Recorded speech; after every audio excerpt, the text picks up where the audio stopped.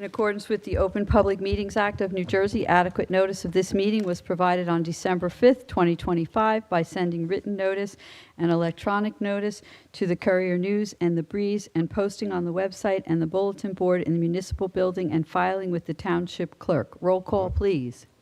Councilman Bucko, Here. Councilwoman Isla, Councilman Kirsch, Yes, here. Councilman Ring, Good evening. Here. President Geiger. Here. We'll now stand for the Pledge of Allegiance. I pledge allegiance to the flag of the United States of America and to the republic for which it stands, one nation, under God, indivisible, with liberty and justice for all.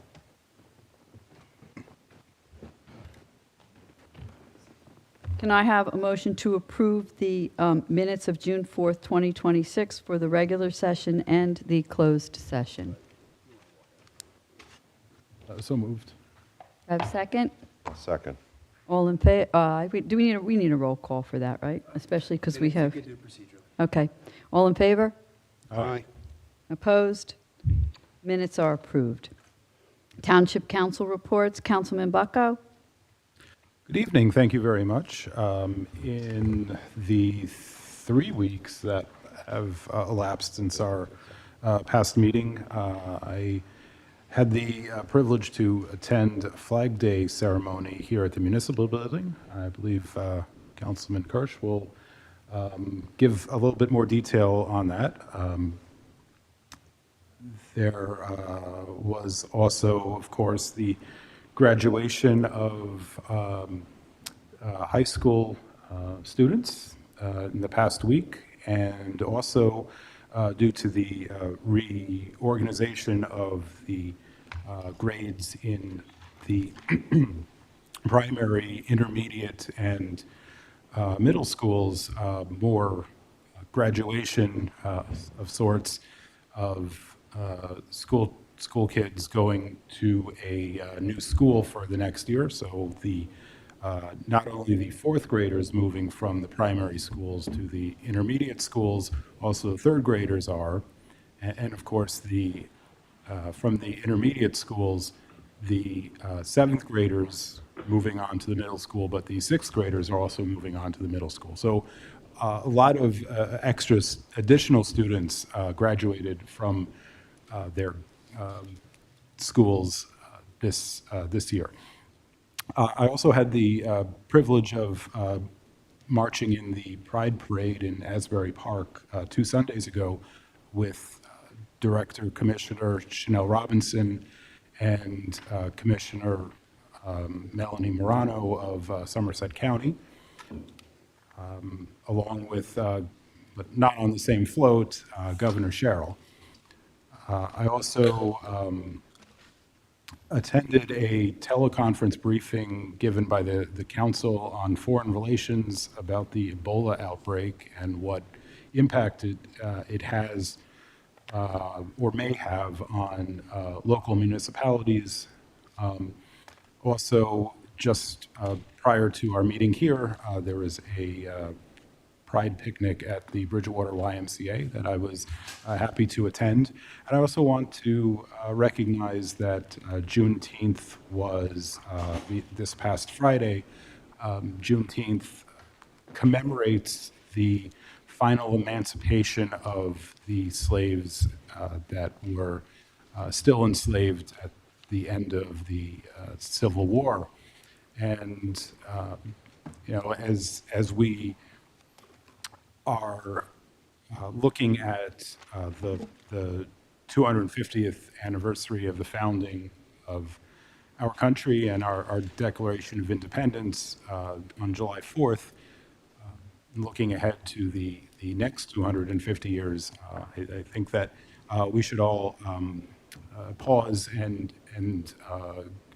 commemorate the struggles that the people who came before us have gone through in order to ensure more freedom for Americans.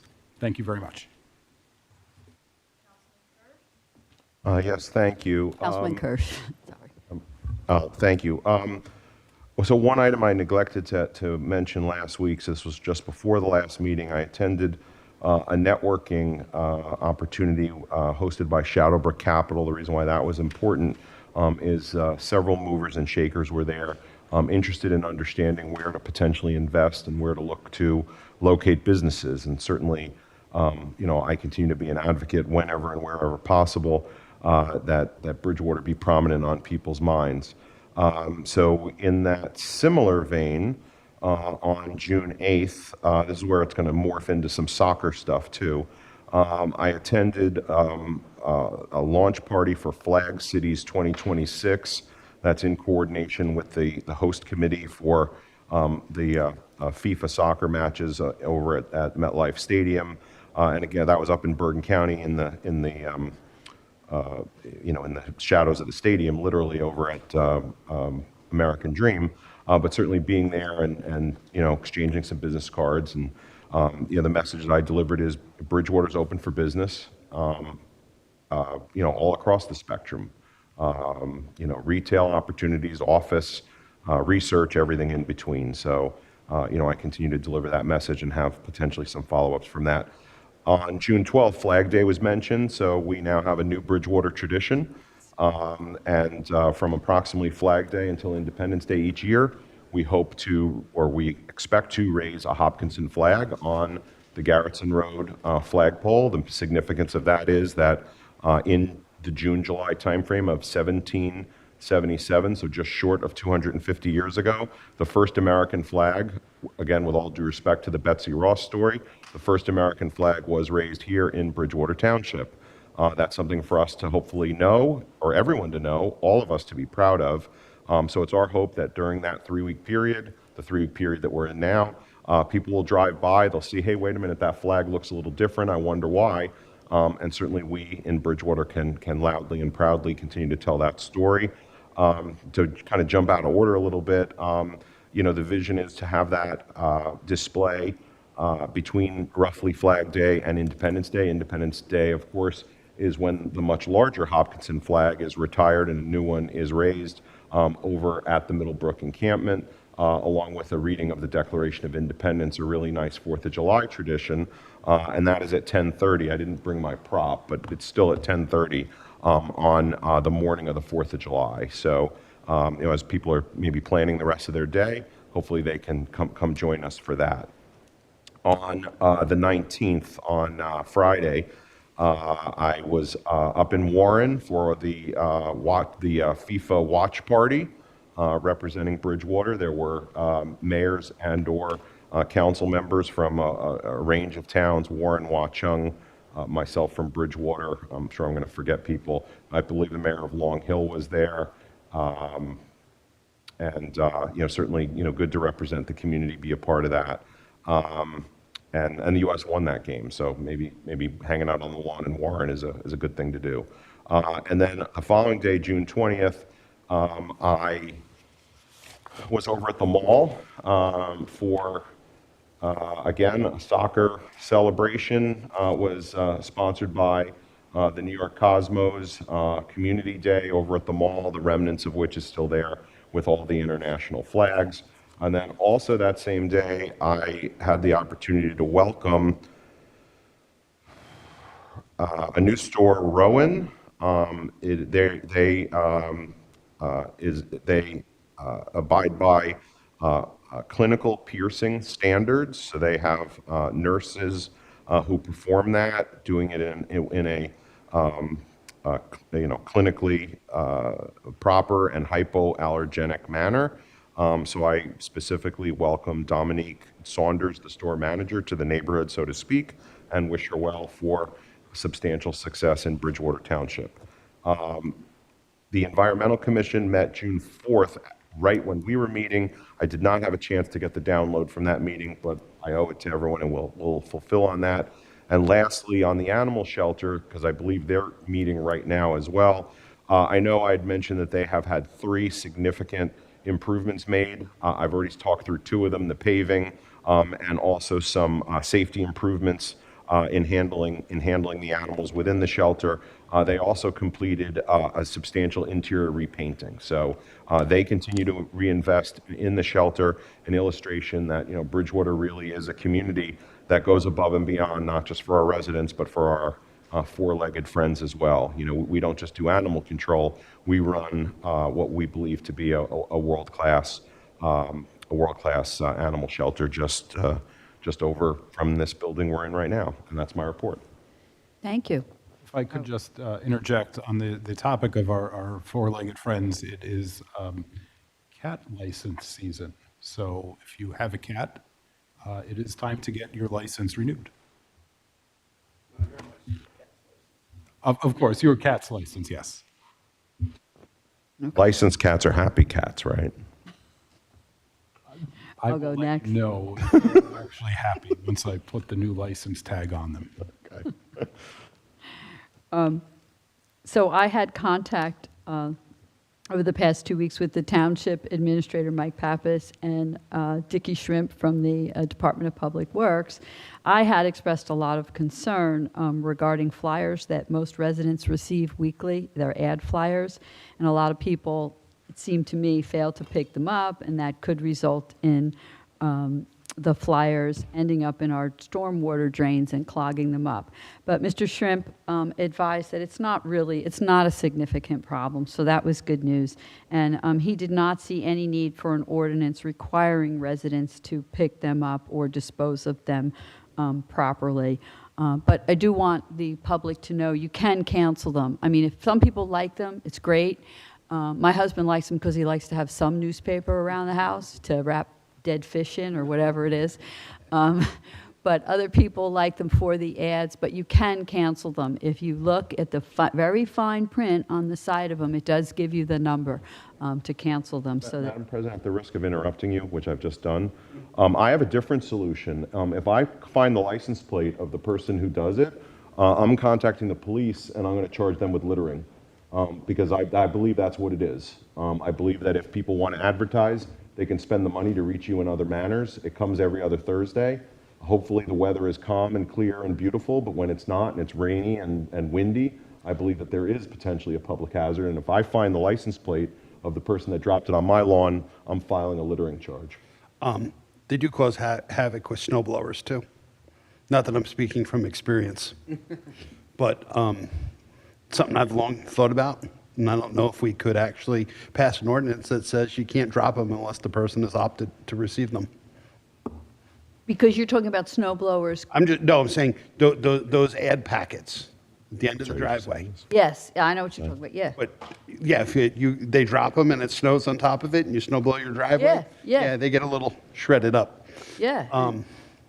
But could we pass an ordinance that we ban the dropping of those in driveways unless the person opted into them, receive them? Do we have a First looked at Amendment or this. freedom of press issue with that? Well, it's not necessarily freedom of press. We looked at this issue 4 or 5 years ago, uncovered the number that you found, and I personally got off the list. We could look at it again. Doesn't have to be old file. We never proceeded with it, though. We did look at it 4 years ago, 5 years ago. All right. Administrator will remember. Because I saw a lot of them, and I saw them in the drains, too. You could see, you see them, you know? It's not a freedom of press issue I because. think it's litter.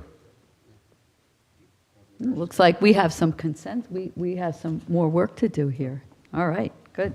I'll be talking to Councilman Ring and Councilman Kirsch further about this. Really glad I brought it up.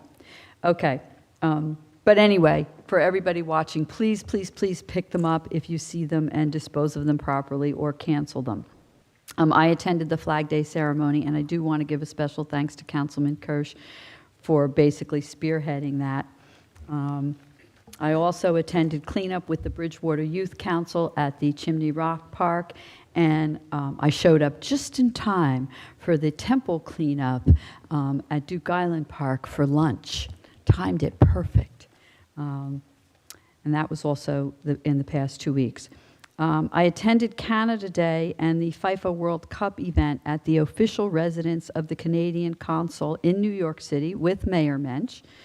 We had a very enjoyable time, and we used the travel time to and from New York City to discuss, our common ground and, various issues that we're all concerned about. In general, I do want to report that, in my opinion, bipartisanship is growing and working very well in Bridgewater. I attended a planning board meeting last Tuesday. There is an issue in District 18 regarding potential development. There's a lot of residents that are very concerned about it. I live in this district currently, and I just want to note that the town administrator, Pappas, already visited the site and is meeting with some of the residents. And, I want those residents to know that council is aware of it and, we'll be staying on top of it and looking at their concerns to the extent we are able and to the extent that it's legal for us to do so. I want to acknowledge Juneteenth, and I just want to note that in terms of New Jersey and slavery, New Jersey abolished slavery in 1804. That was only for people born to that was only to people born to enslaved mothers after July 4th of 1804. There were 16 known enslaved people in New Jersey until December of 1865, when they were freed by the 13th Amendment. And I also want to acknowledge Pride Month and all the celebrations that have happened in Somerset County and in the area celebrating Pride Day. And my last is my fun history fact.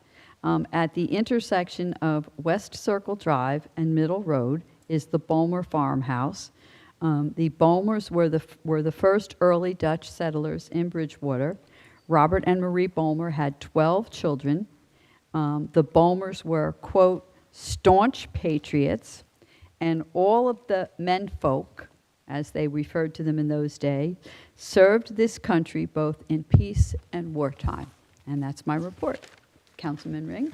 Thank you. I also participated in the Flag Day ceremony and was obviously a new event, but a well-run event, so kudos to everyone involved in that. I'm sure Councilman Kirsch will be happy to know, following that event, I went home and I raised my Hopkinson flag at home as well, so it's still flying. I recently since our last meeting, had a conversation with a local resident who surfaced an issue. I think I've shared offline with individual emails to everyone about the indoor recreation issue. And I know some people got back to me on that. I'd like to, I guess, under the discussion point tonight, discuss that a little bit further. I've got some maps and some other stuff to share. Good. And then I had mentioned earlier this year was working with Mr. Corsini's firm on if a home is destroyed due to fire or other natural causes and wants to rebuild, but it's non-conforming. So I have that as well. I guess we can discuss both under discussion. Yep, I just made it. Okay. And that's my report. So I also attended a Flag Day ceremony. It was at the Bridgewater Elks Lodge, 1068. It was commemorating the birth of the American flag on June 14th, and I was joined by Councilman Kirsch and Council President Geiger. It was a very nice event. If you haven't checked out the Elks or you're interested in joining, definitely. Their membership fee is not that high, but it's a great event. A lot of the younger folks were there. They actually gave out a scholarship, I think $500 for writing an essay. So, if any of your youth folks are interested or have a knack for writing, definitely there's a lot of money available for high school, for college, and beyond. And then we also attended a fundraiser for Martinsville Rescue Squad that same weekend, Saturday, June 13th in the evening. That was at 22 West Tap and Grill. The Bad Cats were there as well, and President Geiger and I had a great time supporting our local heroes and rocking Dancing. out. Yes, we did rock out. We did dance, and Bob Albano would not dance with us. He's in the audience. I just want to note. Yeah, and again, for all ages, I took my 7-year-old, my husband, and we were also able to thank the Martinsville Rescue Squad, not just to save my life, but earlier this year, a lot of my neighbors have also been saved by them. So again, support our local volunteers or volunteer if you're interested. And then on cleanups and volunteers, work available. I did join President Geiger with the Sri Venkateswara Temple cleanup. So this was a river cleanup on Duke Island Park. It was all ages again. I know the flyer said 14 and above, but I saw younger kids there definitely. So it was just nice to see the turnout. I had quite a few events that day, so I didn't actually get to go to the river, but I know a whole big group of people showed up, and it stemmed from one complaint on social media on Facebook, and we turned that into something super positive, and hopefully we can keep going and do this annually or maybe even twice a year if we see the river needs more cleanup.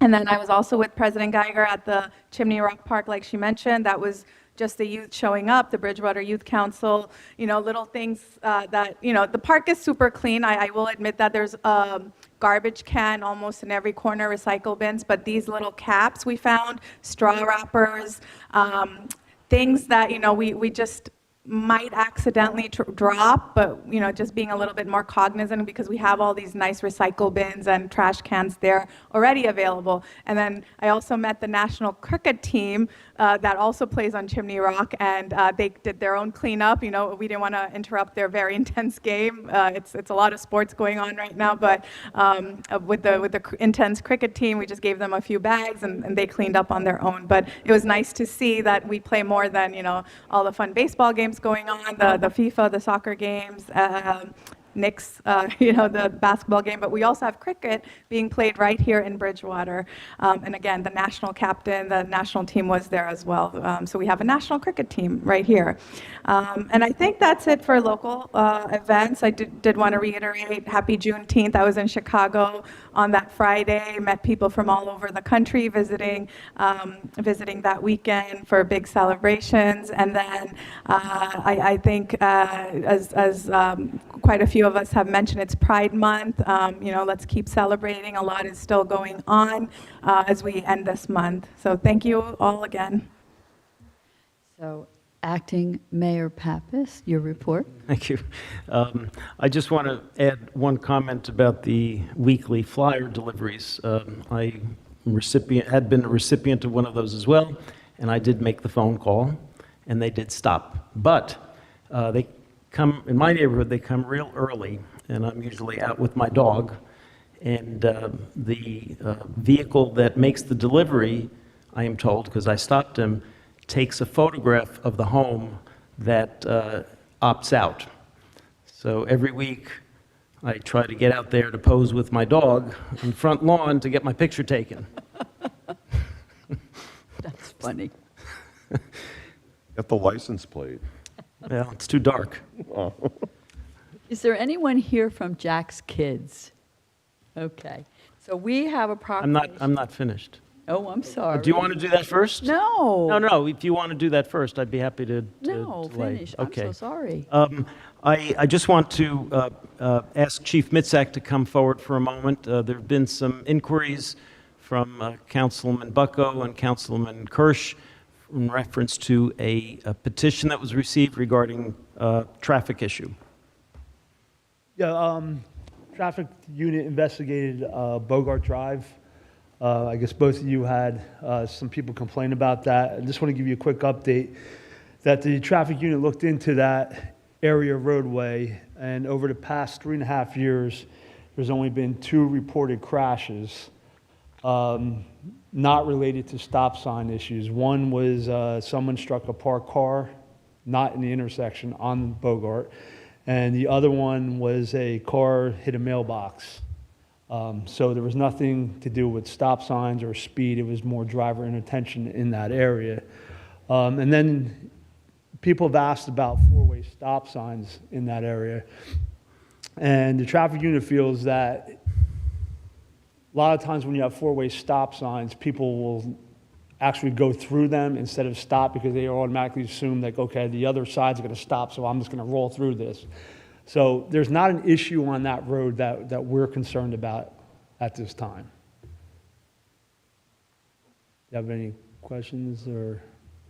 Well, yeah, I have one comment, and Sure. that is, there's another petition for another area floating around on next door. I guess they have a way where you can now get petitions signed. And I responded to one of them, and I want to kind of make this to the public. I think it would be a wise idea to check with the police department and get the input from the police department before getting a petition signed about a stop sign or a traffic light or whatever, because you're the experts. I totally agree, and in the past, all you had to do was call us, and we will do a speed study. We don't need 100 people. If one person complains, we will definitely look into that. So you don't need to do a petition. And, you know, I want to express my appreciation for how diligent you and your department are in responding, whether it's one of us or even just a single resident. And again, if people want to do petitions, they certainly can. But you know, I have a widely known and available email address, telephone number, and you know, I take any and all concerns seriously. Or, you know, I mean, we've now been spending 7 years together, Yep. where you're on an almost constant basis, you know, copying you and going through the administration saying, hey, there's a concern here, there's a concern there. So, you know, again, if people want to sign petitions, they can, but, you know, the other pathway that's possibly even quicker is just get a hold of one of us. You know, we all in our own ways are very responsive to the community, and that's how we get information. Chief, what time period did you look at? The last 3.5 years, so back to 2022. This is Bogart and which road? Kaiser, Let's maybe? see. I saw an accident at Bogart and Waltersburg. Berger and Purcell. Okay. And then Bogart and Kaiser. I saw one at Bogart, and because I lived there, Michael and I are the same distance on opposite sides of the road, and there was one on Bogart and Waltersburg, which people sometimes can be aggressive about, but it's just one. So We'll look into it. I know you, really on Bogart, it should really be parking on one side of the street. It's a very narrow road, That's up to surprisingly. the council. That's So, not up to me. I'm saying like, I happen to have the benefit of living there, as does Michael. So Maybe we could find a lawyer to draft an ordinance. Oh, there you I'd be go. happy to do it. I know a good I one. think it's a very narrow space that people try to fit through on Bogart when there are people parking on both sides. I have the benefit of living there, so.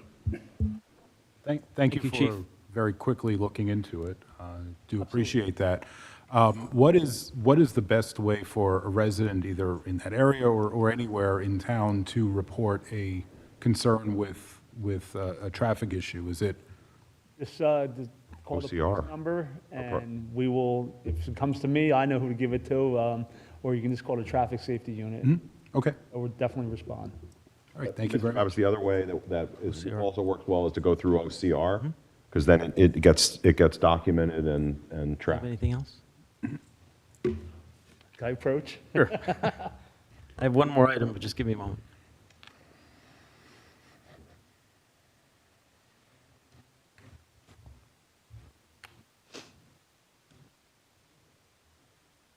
I just have two other items. One is, just wanted to report to the council that the audit is nearing completion, and so we should have that at some point in the not-too-distant future.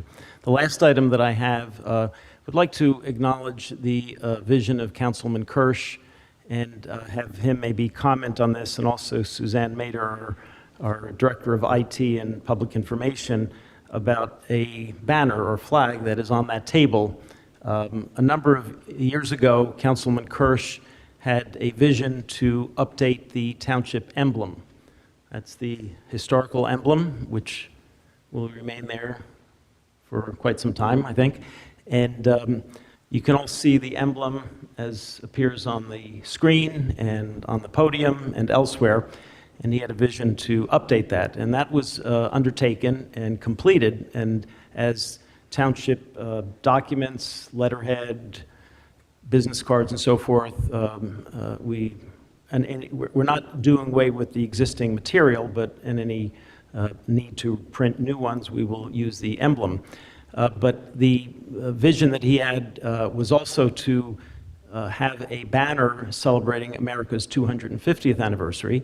And so I'd like him to maybe make a comment and certainly be acknowledged. That was his vision. And then and Suzanne also to make some comments because she took it to the next step with her very creative, artistic skills and made a banner, which I guess we'll be highlighting in a few minutes. So, Councilman Kirsch.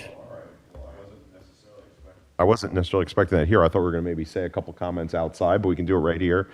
Yes, we did update the emblem in 2023. The one that, it's not quite the one on the screen because that's sort of our special 250th, but you see it elsewhere around. We did, again, to go back to the Hopkinson flag, we did make the Hopkinson flag kind of front and center, made George Washington much more visible and evident, I guess might be the right word if you kind of look at that. I don't know that that's the one behind us here. I don't know if you'd call that evident. But those are the changes we made in 2023. And then working with Suzanne, and she deserves the lion's share of the credit here, the idea was, hey, could or should we do something a little special for the 250th? So what people might see is a sort of a special limited edition, limited time duration emblem that we've used. And then the idea came, well, gee, why are we just using it on our, letterhead and things like that, or documents? Why don't we make a nice giant banner? And why don't we make it much nicer than just, a emblem on a sheet of, white background? So I guess from there, maybe I can turn it over to Suzanne to describe the excellent work, which I think in just a couple minutes, maybe right after the Jack's kids will go outside and we'll see it hopefully fluttering in the breeze.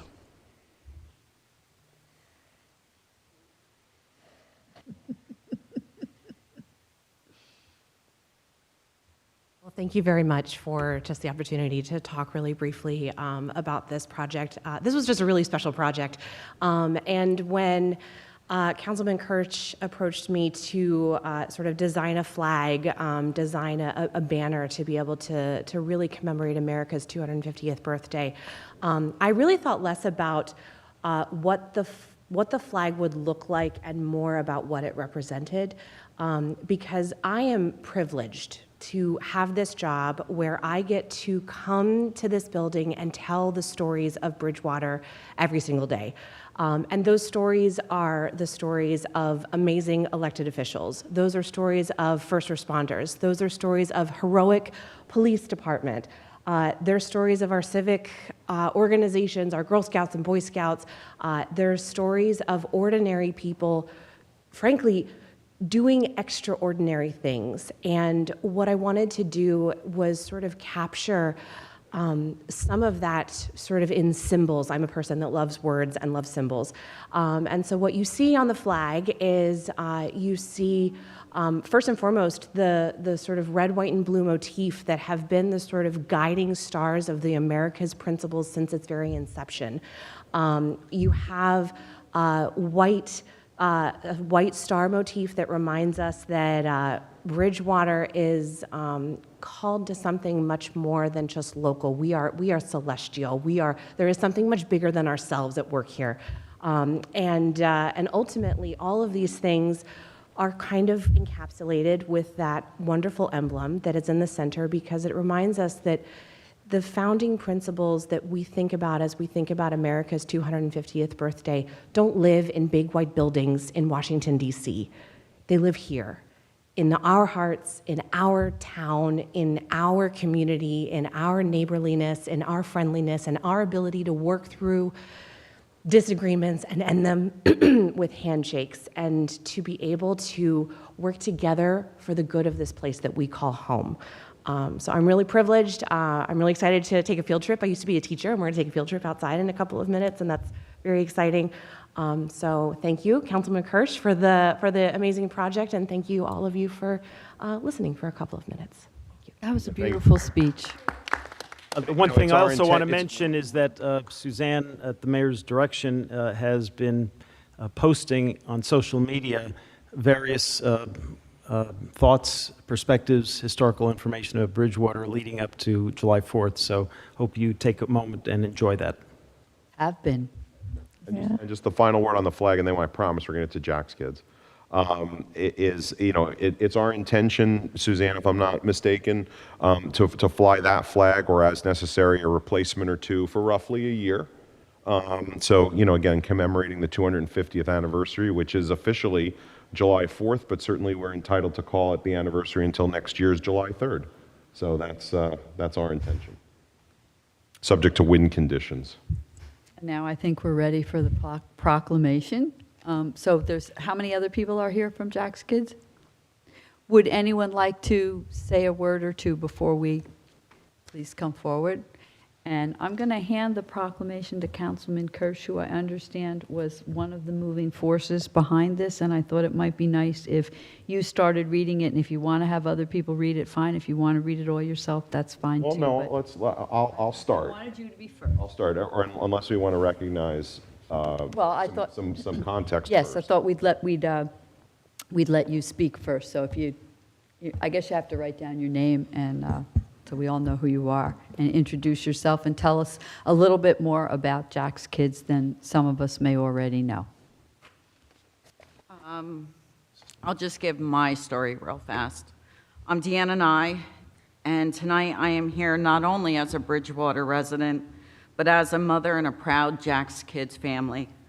Our journey with Jack's Kids began with my youngest son when he was 5 years old. He lost his speech and cognitive functioning overnight. Our 5-year-old who went to bed woke up as a 1-year-old baby. We later learned that he had a rare brain disease that no one knew he had, and our lives changed forever. Jack's Kids' motto is, "It's all about the kids," and it is. When my son needed them most, Jack's Kids was there for him, but they were also there for me as his mom. They connected me with other parents who understood, who listened, who shared resources, and who reminded me that I wasn't alone. I would also like to personally thank my friend, Councilman Kirsch. Michael has often said to me, "Dee, I don't know how you do it." The truth is, I don't do it alone. That's why this proclamation means so much to me and all the Jack's Kids families you cannot see tonight. I'm grateful that Michael recognized an organization that has touched so many lives, including my own right here in Bridgewater. There are a lot of Bridgewater families that are a part of Jack's Kids. Finally, I would like to extend an invitation to each member of the council. I hope you all join us at the Jack Gardner Memorial Softball Tournament and the after party beginning at 1 p.m. at the Elks Lodge on July 11th. For there, you could take time to meet families, ask questions, hear firsthand what life is really like for families raising children with special and medical needs. That's where you'll hear the stories of what it truly means to be a Jack's Kid. And you might just find the answer to Michael's question. Dee, how do you do it? Thank you. Thank you very much. So I guess I'll kick it off. I think everyone has it in their packet, right? So this is a proclamation of both the mayor and the township council recognizing Jack's Kids Day, which will be this coming July 11th, 2026, about 2 weeks away. Whereas for more than 3 decades, Jack's Kids has provided support, assistance, and hope to children and families facing medical, developmental, and financial challenges throughout central New Jersey. And whereas many children and families served by Jack's Kids are residents of Bridgewater Township. And whereas the annual Jack Gardner Memorial Softball Tournament has become a cherished community tradition, bringing together volunteers, local businesses, athletes, and families in support of its mission. Whereas the Bridgewater Township has proudly partnered in this effort by making its athletic fields available each year, helping to ensure the continued success of the tournament and the service Jack Kids provides. And Whereas the generosity and dedication of Jack's Kids, its volunteers, sponsors, and supporters have made a lasting difference in the lives of countless children and families throughout our community. Wow, I didn't know it would work out that I get the punchline. Wow, all right.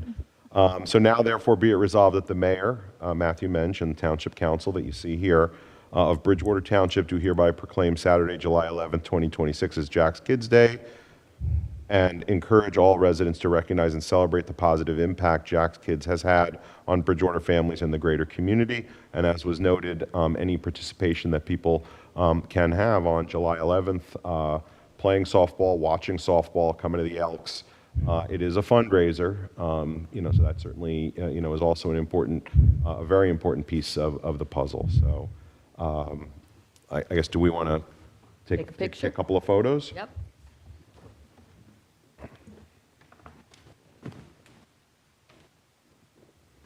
Madam President, if I can, for those of you who may not know, the late Jack Garner was the warden at the Somerset County Jail prior to his passing prematurely. Did you know?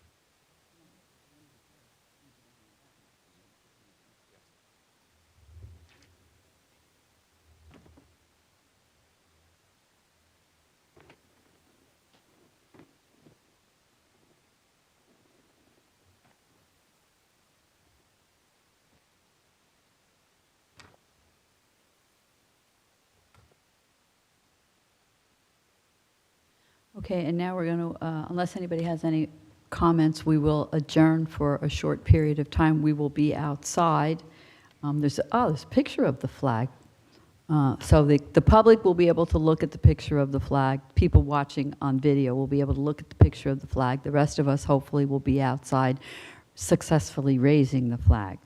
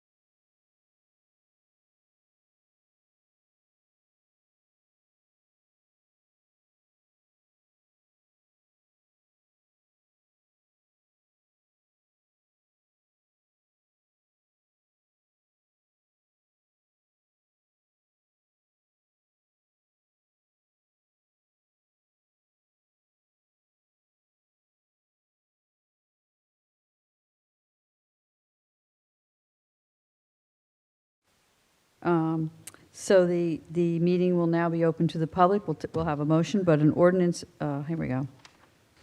Yeah, members of the public wishing to address the council on any matter will have 3 minutes to speak, which may be extended in the discretion of the council president. An additional minute will be allotted for responses to comments from the dais. Can I have a motion to open the meeting to the public? So moved. Second. Second? All in favor? Aye.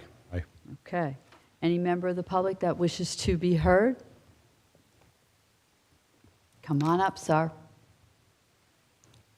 You have to write your name, and if anybody else wants to, if they would come up while one person is speaking, they can write their name and address ahead of time, and then we don't have to wait. And when you come up to the podium, if you would just say your name and let us know whether you're a resident of Bridgewater or somewhere else, that would be nice. Hi, my name is Larry Cohen. I live in Fanwood, New Jersey. I'm a volunteer for Humane World for Animals, formerly known as the Humane Society of the United States. Earlier this year, New Jersey's legislature tried and failed to become the 10th state to prohibit pet stores from selling puppies, despite overwhelming public information that shows that these dogs come from puppy mills, where under federal law, dogs are allowed to be caged for life, bred at every heat cycle, and killed when they're no longer deemed profitable. Since then, more New Jersey towns have become reassessing their need to join the 155 New Jersey municipalities that have already insulated themselves from this inhumane business model by passing an ordinance welcoming pet stores but not allowing them to sell dogs, cats, or rabbits. The goal for towns like Bridgewater in enacting such an ordinance is threefold. One, continue to send the message to Trenton lawmakers that a statewide prohibition on the retail sale of dogs is the way to go. Two, protect yourselves from an influx of stores from states like New York, whose statewide ban went into effect at the beginning of 2025. And three, make a strong moral statement on behalf of the values of your constituents that you have no desire to enable animal cruelty through this business model. I wrote to you about this last week, and as I said then, this has no negative effect on any businesses in town, as none currently sell dogs. It simply protects the status quo. Neither would it affect a pet store that would want to open in the future to sell goods or offer services. It doesn't even negatively impact consumers, but it does remind them that a shelter, rescue, or responsible breeder is a far more humane choice for a family pet. I ask you to consider three questions. Do you oppose animal cruelty, specifically the exploitation of dogs? Would you do something about the issue if you could? Would you protect your citizens from it if you could? I understand from Council President Geiger that your Animal Shelter Committee is currently reviewing this, but I urge you to review the materials I emailed you just a few hours ago, as well as a fact sheet that I'd like to give you now, so that you can come to your own conclusion about what reflects the values of your constituents. May I hand this out? You can approach the podium, yes, and you can put it here if you want. Thank you for your time and consideration. Thank you, and yes, it has been referred to. I figured the animal shelter people were the people in the know about animals much more than I am, and our liaison is here, Councilman Kirsch, if he wants to comment or make any statement about it. Well, I mean, I'll certainly, hear from the Animal Shelter Committee. They may be meeting right now. I know they meet around 7 o'clock. I don't know how long their agenda was tonight, so I will certainly read the material and touch base with them, and I'll be interested to understand why the legislature failed to act. I don't know if that's in this commentary or maybe as part of a different conversation. And I had a quick question. You mentioned New York.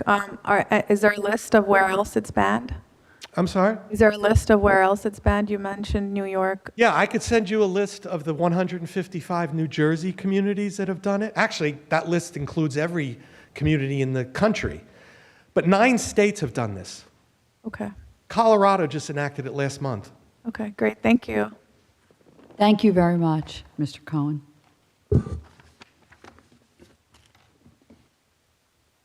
Good evening, everyone. Anda Satroyan. I have a couple of questions regarding item 11A, the bond ordinance. Specifically, 3 questions, mostly for clarification. Maybe these will be part of the discussion, but I just wanted to raise these during the open public part. So my understanding is that this is sort of the fruitful outcome of a discussion that's been ongoing for many months in terms of meeting a mandatory deadline to provide our emergency responders with what's been described as new hardware that will be compliant and the same stuff. So my questions are 3. Who does this cover? So I just want to be sure, because this is great to know that everyone's going to have the tools that they need. So I'm assuming it's the police department, the Office of Emergency Management, each of the 4 or 5 fire districts, and each of the 4 ambulance squads in town. There may be others, but I just want to be sure that You got it. it covers everybody. Oh, Public Works. On Public Works, okay, right. And that these will be used by everybody, I guess is it the beginning of next year that it needs to be in use? January 1st. So this gives us enough time to procure, distribute, This is a mandate forced on us by Somerset County. mandated, right. So every municipality in Somerset County that uses Somerset County for dispatch is obligated to do this. Municipalities are at different stages in the process. No, I remember the discussion from prior meetings. So my second question is, if I'm reading the information correctly, this is for the procurement of the hardware. Are there any related ancillary costs in terms of software or training that'll be in addition? No cost for training. The radios have to be programmed, which is done through a separate vendor. So that'll be an additional ancillary cost. I don't know if, we haven't That's not discussed this. included in the bond, Is that or- included in this, or is that going to be separate? So, Any idea of how much that is, ballpark? No, okay. And since it's a distribution of the hardware, will each of the ambulance squads and fire districts be responsible for their own costs related to that, or is that also I being? think the township's anticipation is the township will retain ownership of all of the devices. So any ancillary costs will be distributed in proportion to? one of the things, we need to move forward on this from a timing point of view to meet the deadlines. I will be discussing this when we bring it up later, but one of the things we're going to have to do is then go and put into an agreement with those people receiving. So whether it's fire districts, whether it's EMS agencies, basically a contract as to clarifying all of this in writing. Okay. And if I'm reading this correctly, and I may not be, the attachment discusses a 10-year anticipated life of use of the equipment. Part of the challenges in this project is we are limited, not by our own doing, but we're limited by just the whole process in what brand radios can be purchased. And then the second piece that we're limited in is who Somerset County actually allows to program the radios. So we can't just go to any vendor. We have to go to vendors approved by Somerset County. Motorola has gone to a business model over the last couple of years where it's like your cell phone. Eventually, at some point, you get a message that the phone company will no longer support your cell phone. They, every 10 years, sunset radios where they no longer support a radio. So they basically have a business model where you have to buy a new radio every 10 years. Got it. So I did read that correctly. So then what is the anticipated duration of the bond obligation to us vis-a-vis that 10-year use? I think that remains to be determined yet. We are also seeking a grant to cover all or some of this, so I can't answer that now. I see. Okay, thank you. Madam President, if I may, you've raised outstanding questions. There are even more that I think you'll hear during the conversation of Okay. that ordinance. Okay, thank you. And again, I don't want to foretell what I think is going to happen. We really have virtually no choice but Mm-hmm. to approve this because of the timeline, but there are a lot of open and outstanding questions.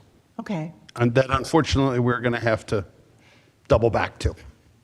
okay, all right. Thank you very much for your time. I just want to make one other comment.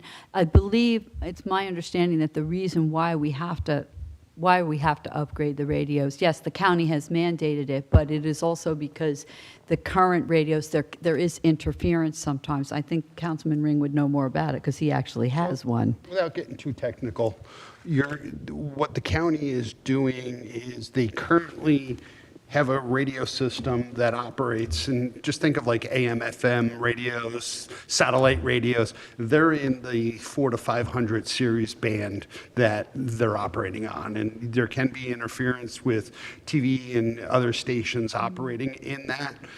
Somerset County is retiring their radio system and using space moving forward on the state system, which operates on the 700 and 800 band. So all the existing radios, the 400 or 500 radios, it's like trying to listen, it's like having an FM radio in your hand and you're trying to listen to an AM station or vice versa. So that's what's necessitating this. Okay, got it. Thank you. That was And good. I'll hold my questions until we get to the portion on the agreement I had a question on and the frequency as well. Hi, Kathy Franco, Weemak Road, Martinsville. On the same topic, let me start by saying I'm supportive of the township's purchase of these radios because I do understand the importance of it. I do, I think, and I don't expect answers, but I think these are questions that council members need to ask before they vote upon it, the next council meeting. One is how many radios will this purchase, and how will they be distributed? How many go to Public Works? How many go to police? For volunteer agencies, will those be distributed based upon the number of calls they answer or the number of active members they have who are actually writing members and answering calls? I did hear that it's anticipated that the township will maintain ownership, which I think makes sense. And nowhere in this did I see that there was an expectation of any volunteer agencies to repay the township for these, which I think is important because the volunteer agencies, the fire departments are taxing bodies, but again, they tax us. The EMS are not taxing bodies and they rely strictly upon donations. So they don't have the funds to pay for these radios. And whether it's the township who's taxing the residents, or if you divide it amongst, fire districts and they tax the residents, we are going to get taxed for it, which is okay because when I did the quick math, it comes down to like $10 per resident per year or whatever. So I don't think that's a huge thing to make sure that everybody can communicate the way they need to. I'm just trying to think. I think that's it for that. And my only other comment was, Councilman Kirsch, you mentioned about if people are throwing these flyers on your front lawn to call the police. No offense. Well, I didn't say call the police. I said get a license plate number and Well, file no, a complaint for actually, littering. you did say that you would call the police about them littering, and I just... No. What I said was I would go to the police and file a criminal complaint for littering. Right, okay, in which case, I think that's like taxing upon our police department to do that when there are ways to ask those distributors of things to not throw those things on your lawn or driveway. I know I have been successful in doing that. I haven't received any in over 10 years, so thank you. Thank you. And Ms. I just Franco? want you to know, I have some questions relevant to what you have raised too, but when we have our discussion, you'll hear them. I don't want to speak for the administration, but the township has been working very closely with all of the organizations to have a conversation regarding how many radios each of the organizations needed. Great. The organizations have been involved in that process. Wonderful. Thank you. Thank you. Thank you very much.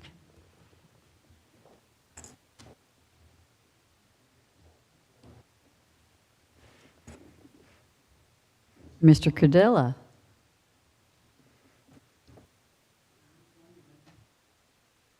We don't need to tell you what to do, Alan.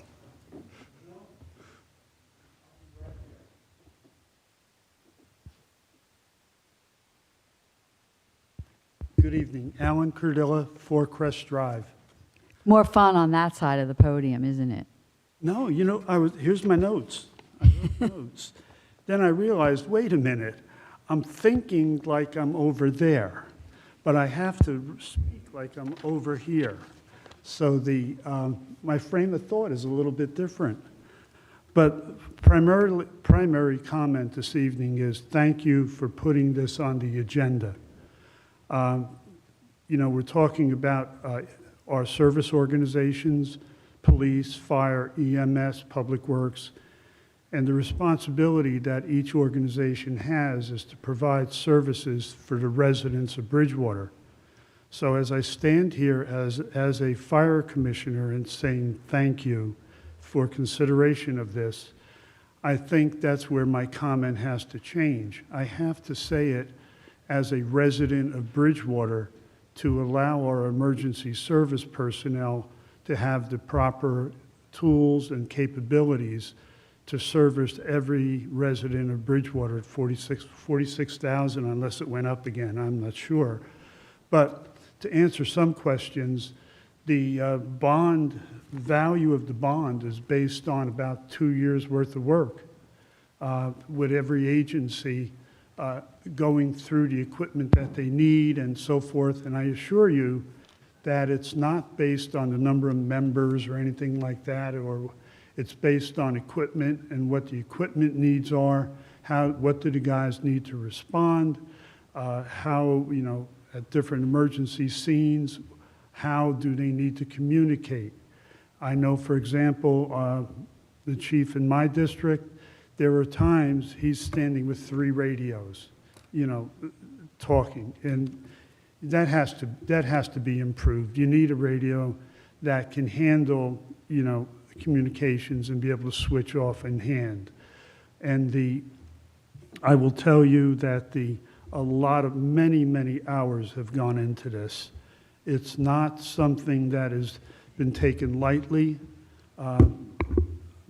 and I'm sure each of you understand that, and I respect that, and thank you tremendously for your getting it on the agenda, and, you know, hopefully we'll get this thing through and meet the deadline for December 31st. I just want to say what a pleasure it is to have a former council member come before us in such a dignified and respectful and helpful manner. Thank you so much. Joan, do we have to Thank you, Joan. do we have to put a count of compliments? Does this No. count? Only if we vote Wait for a the minute. bond. Time out. Bob's back Bob is there. coming up next, so you might get a double star tonight. Okay.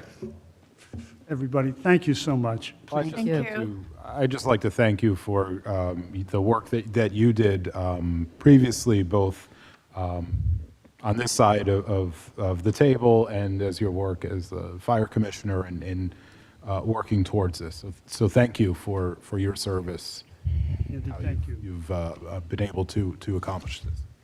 Thank you very much.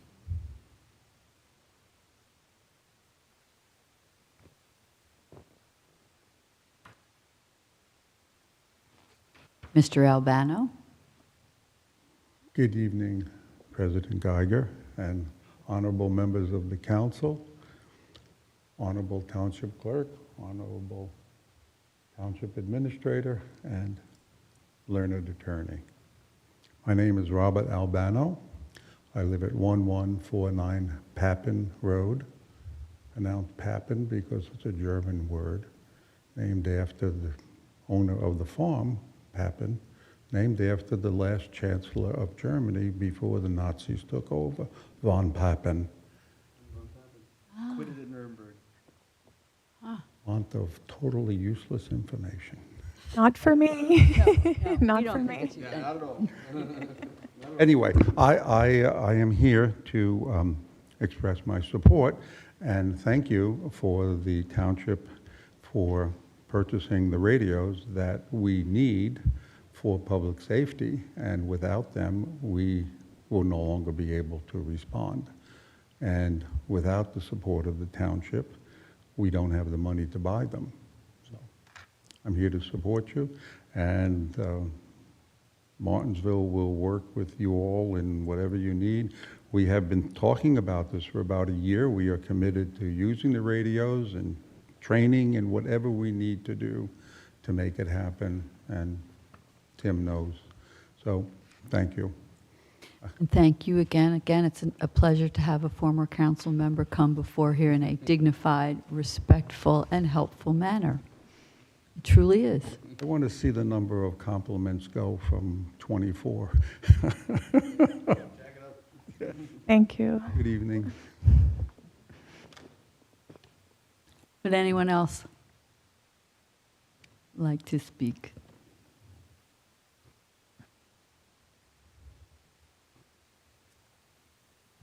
Good evening, everyone.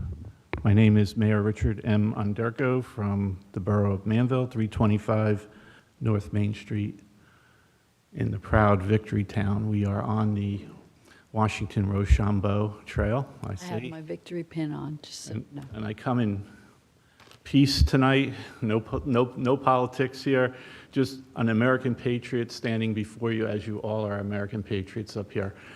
It's exciting times in our country. Okay, 250's coming up, July 4th.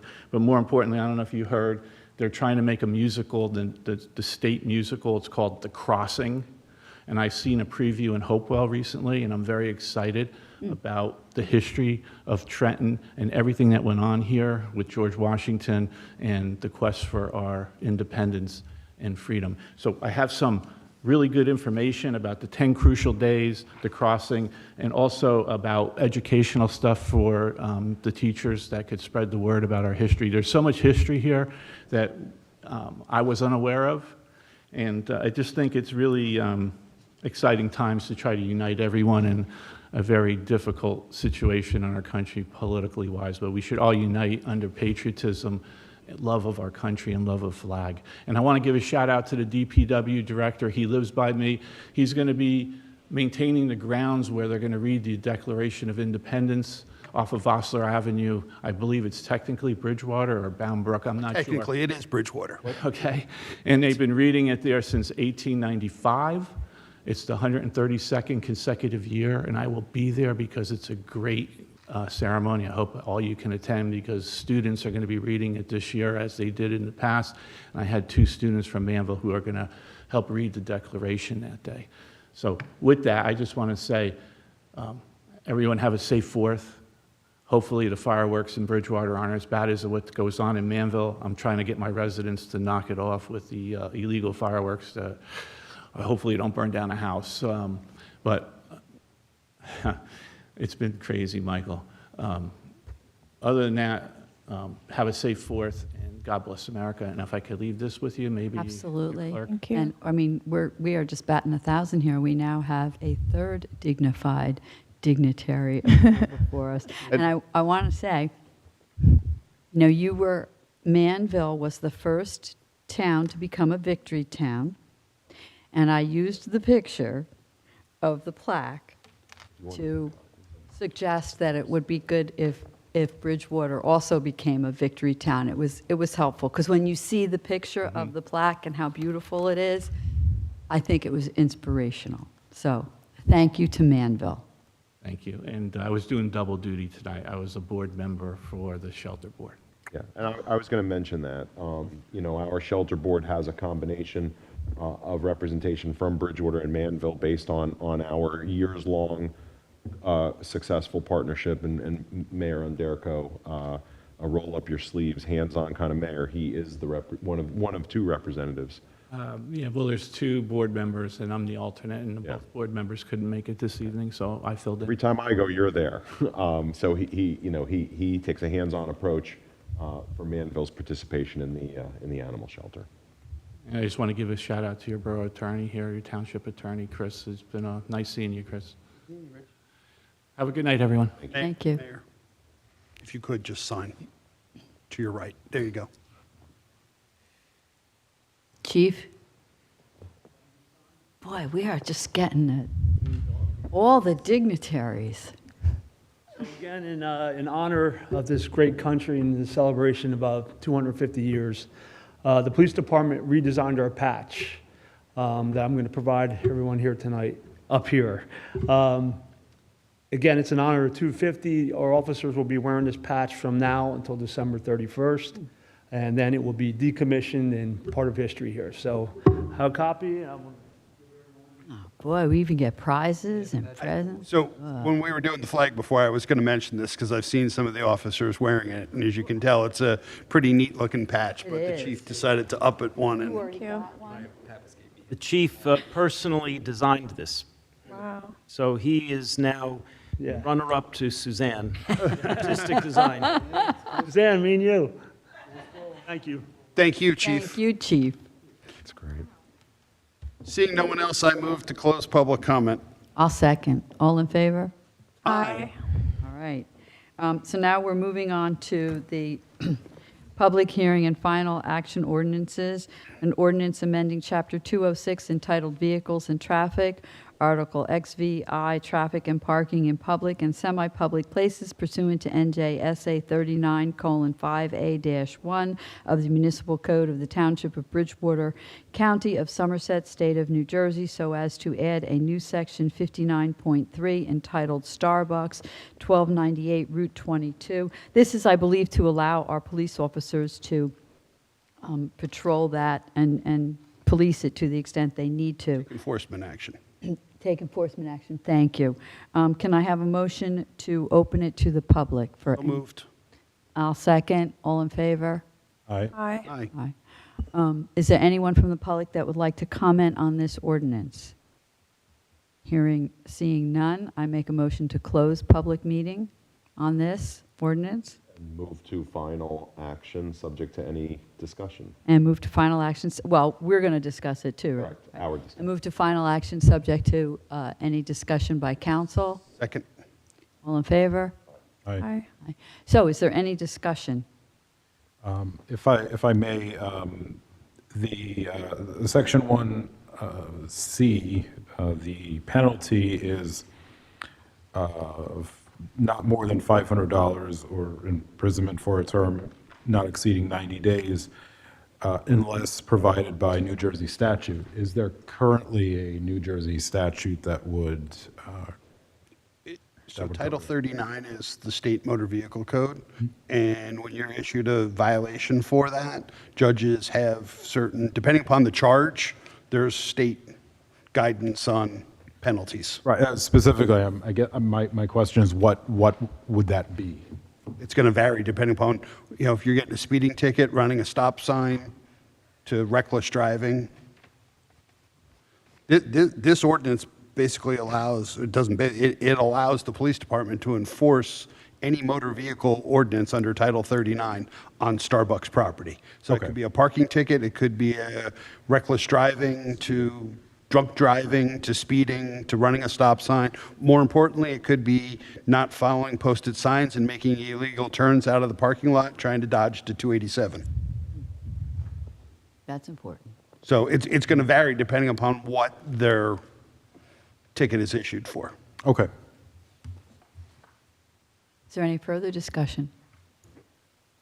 Hearing none, I think we can have a roll call. Councilman Buckle? Yes. Councilwoman Isla? Yes. Councilman Kirsch? Yes. Councilman Ring? Yes. President Geiger? Yes. So moved. Now we have the introduction of ordinances. A, bond ordinance providing an appropriation of $4,205,000 for emergency radio communications systems in and by the Township of Bridgewater in the County of Somerset, New Jersey, and authorizing the issuance of $3,994,750 bonds or notes of the township for financing part of the appropriation. So moved. I'll second. I think we need a roll call on that. Councilman Buckle? Well, I'm sorry, can we have some discussion? Well, I Got to thought be introduce it. we introduce it, and then we'll discuss it, or you want to just discuss it? I don't, As long as there's an opportunity for discussion. oh, yeah. Okay. We definitely want to, However you want to do it. we're just introducing it, but then we're going to discuss it. Doesn't matter to me how we Okay. do it either. Councilman Buckle? Yes. Councilwoman Isla? Yes. Councilman Kirsch? Yes. Councilman Ring? Yes. President Geiger? Yes. So, Councilman Kirsch, you want to go first? Oh, no. Do you want me to set the public hearing? I'm sorry, Do what? you want me to set the public hearing? Yes. Yes. Okay, final action for this ordinance is scheduled for July 9, 2026, at 7 p.m. here in this courtroom. Public inspection of the ordinance is available on the township website, the bulletin board, and in the clerk's office. Okay. We're open for discussion from the council. It's hard to even know where to start. Member of the audience, raised several questions. I know in private conversations, one-on-one conversations, several of us have raised a sizable number of questions. Hopefully, we have an opportunity to get as many, hopefully all of them answered in the next 2 weeks. I don't know if I'm going to hit all of them, but I'll just hit a few that are at the top of my mind. I'm very concerned that this has essentially become a county mandate without a funding source behind it. Bridgewater Township represents approximately 1 out of every 7 voters in Somerset County, or 1 out of every 7 residents in Somerset County. So, we're a pretty big chunk. And to the best of my knowledge, unless somebody provides different information, I'm not aware that anybody from Bridgewater Township was consulted on the selection of these radios. Are they the best? Are they the most cost-effective, the least effective, anywhere in between? I don't know those answers. And unfortunately, the answers to those questions, while interesting, don't negate the fact that we must take this action. So I'm concerned that this is essentially a mandate that's been pushed upon us without a funding source. Okay, it's for the public's safety and the public good. So we will take the necessary action.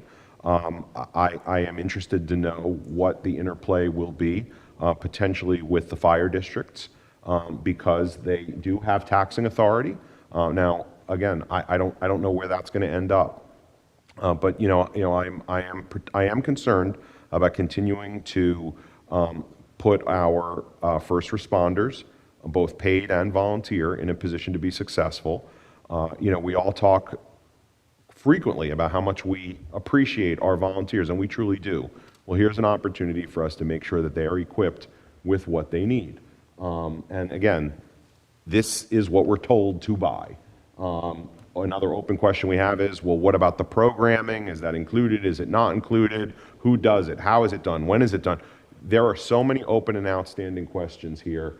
It's my sincere hope, I know I've discussed this with Administrator Pappas, that over the intervening 2 weeks, we can have as much knowledge of several of these open issues as possible. That can give us a comfort level. That can give the public a comfort level. And then we can certainly cross the various bridges of what, if any, responsibility do the fire districts have? What is the potential status of a federal grant that we are applying for? And that's, I don't know if there are other concerns. Those are certainly at least the largest ones that I have. I can try to help with some of those for you if you'd like. So just to clarify, what the county has done is the county has issued specs of whatever radios you buy need to meet these requirements. Now, Motorola is the only vendor that is currently supported on the county system. We'll say Motorola has been around for, I've been involved in EMS for 35 plus years, and Motorola has been the #1 radio vendor for a radio manufacturer for just as long, if not longer. As to, which radios we're buying, the council president called me today earlier with some questions on this. We had a conversation, and it actually varies. Some things you don't think about. When a firefighter goes running into a burning building, that radio is actually different than the radio that would go to an EMS agency simply because of the heat implications of being in a burning building. So different radios for different responders in this particular case, but the county gives the specs, and to that point of different radios for different responders, you can choose what radio to buy based upon your needs. Motorola does have different options, but they're the only vendor. So it's not that we're buying one specific radio for everybody. I have a concern, and that is dealing with the fire districts. So I think there's been a lot of discussion. The fire districts have their own taxing, and there's been a lot of discussion about who was going to. We are going to fund the bond or post the bond for the fire districts because we will get a better rate than the fire districts can get. And there's also the economy of scales that comes with adding in the fire, the police, everybody. The more you buy, the cheaper per radio. But the concern I have is that we have 4 fire districts. One of those districts, District 3, representing Green Knoll, Country Hills, and North Branch, has apparently already funded and paid for to the tune of $800,000 to $900,000 for their radios. Findern, which is District 4, has purchased or is in the process of purchasing some of their radios for their trucks, but not for their individuals. District 1, Martinsville, and District 2, Bradley Gardens, have not funded any of them. And I guess my question is are we treating all of the fire districts equally? Is it part of the plan to reimburse those fire districts who have paid already for this and have funded it already? Is that coming out of this $4.2 million, or are we saying, well, you've paid for yours and thank you very much, we don't have to now?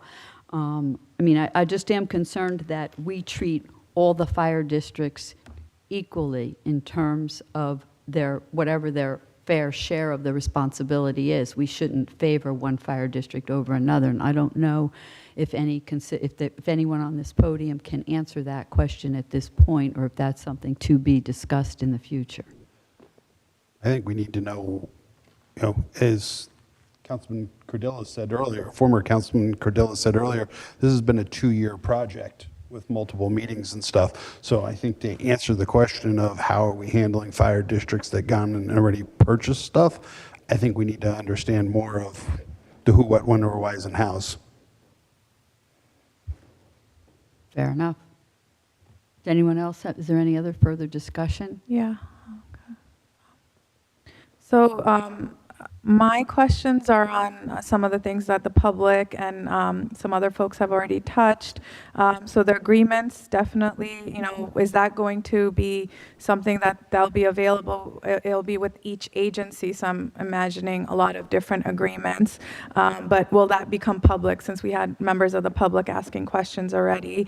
And then just the understanding of, I know we've been working on it for 2 years, but for some of the new folks like myself, to understand the end-to-end full life cycle of this system is important.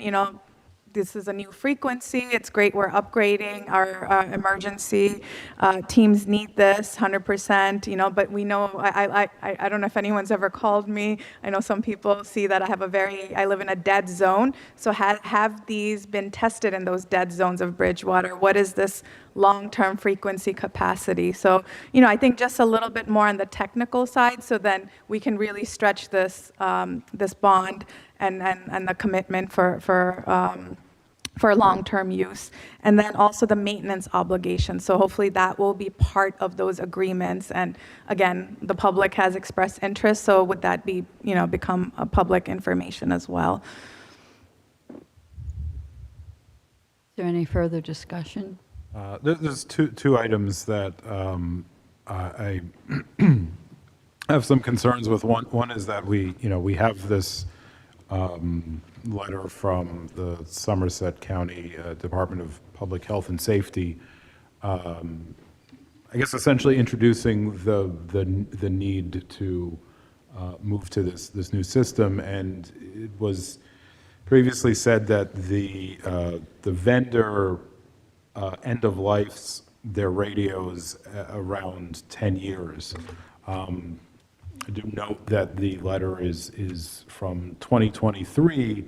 Are we anticipating purchasing models that are from 2023, or would they be essentially, has the 10-year clock already started running and or 3 years into it by the time we even purchase these, or are they going to be models that we will have the benefit of the full life cycle that the vendor is providing? That's one. The second item is that if memory serves, the TV interference, as somebody can correct me if I'm incorrect in my memory here, that the TV interference stems from the switchover from analog to digital television, and that has caused the existing VHF frequencies to have more interference than from television broadcasts than there were in the past. Obviously, we don't want our first responders to be impacted by that, especially since TV broadcasts are continuous. You can't escape them. I'd just like to, I guess, point that out, that beyond the county moving to new radio system, there currently is that issue of the interference that does impact the ability to respond to emergencies. Is there any further discussion or comments? I have captured each of these questions, so we will be certain to have these responses for you. Okay, and we've already voted to introduce the ordinance, so I think we can move on, right?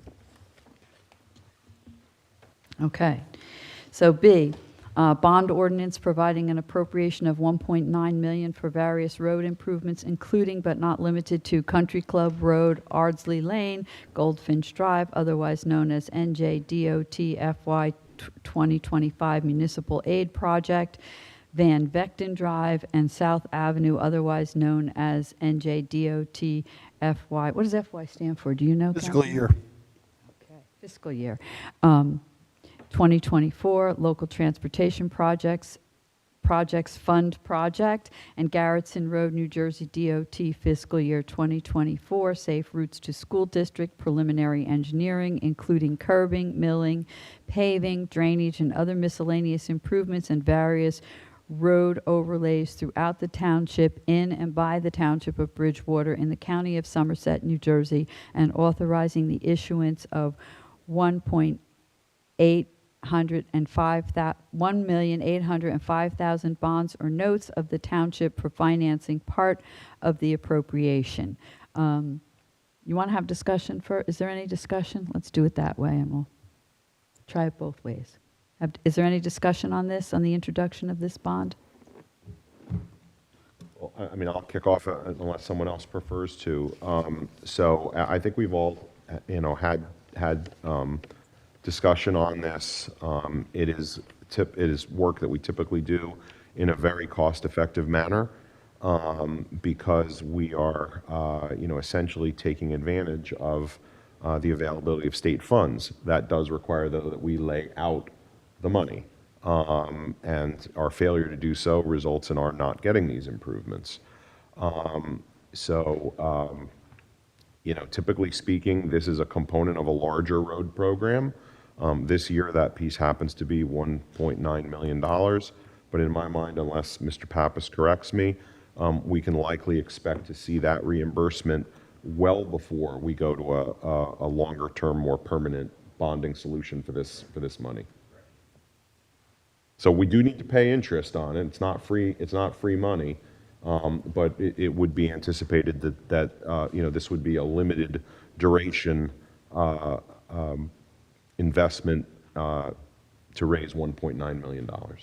And we do, in our budget, our 2026 budget includes the fact that we anticipated we would have interest to pay on various bonds. So we're covered as far as the interest is concerned. It just bears noting, though, that, typically speaking, we have had a roads program that includes, DOT-supported projects, also with PSE&G, restorations, New Jersey American Water work, and then above and beyond that, any roads of our choosing. So this is but one piece of potentially a larger road program puzzle. There is time urgency to this, and with the tie that it is state grants that we can now access. Is there any further discussion? Yes. And I apologize if I missed it. In the past, when we've had grant-funded stuff like this, and we are fronting the money, we've had language in the ordinance that when we received the payments from the state, it had to be used to pay the note. And I don't know if I missed that. It may not be included. We certainly can add that. We have done that in the past. That was an oversight, and I think we could insert the language that we did for last year's bond ordinance into that. Do we need a motion to do that? Okay. So I guess I have to make a motion to amend this ordinance, proposed ordinance, to include the language from last year regarding any grant reimbursements are used to pay down the note. I'll second it. Is that section 7? Or am I not reading the legalese of that correctly?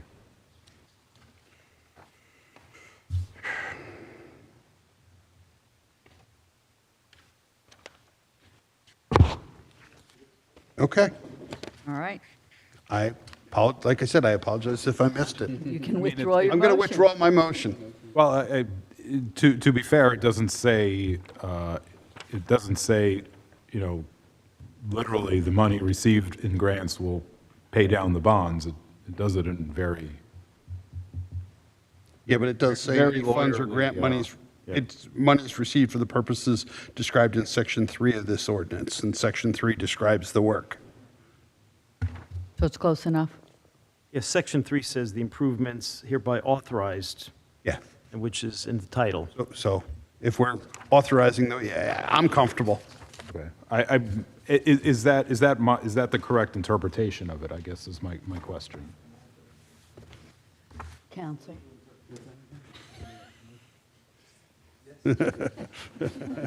Okay, I'll take that. We'll never text them, so, yes, of course, Council President, as you say.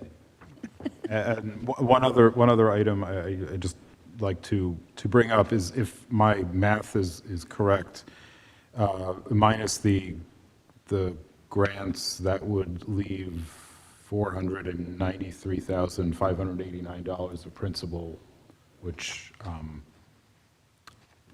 obviously is about a small percentage, and I haven't done the math for that, of the total amount. That's a reasonable deal for what is being done. I just want to bring that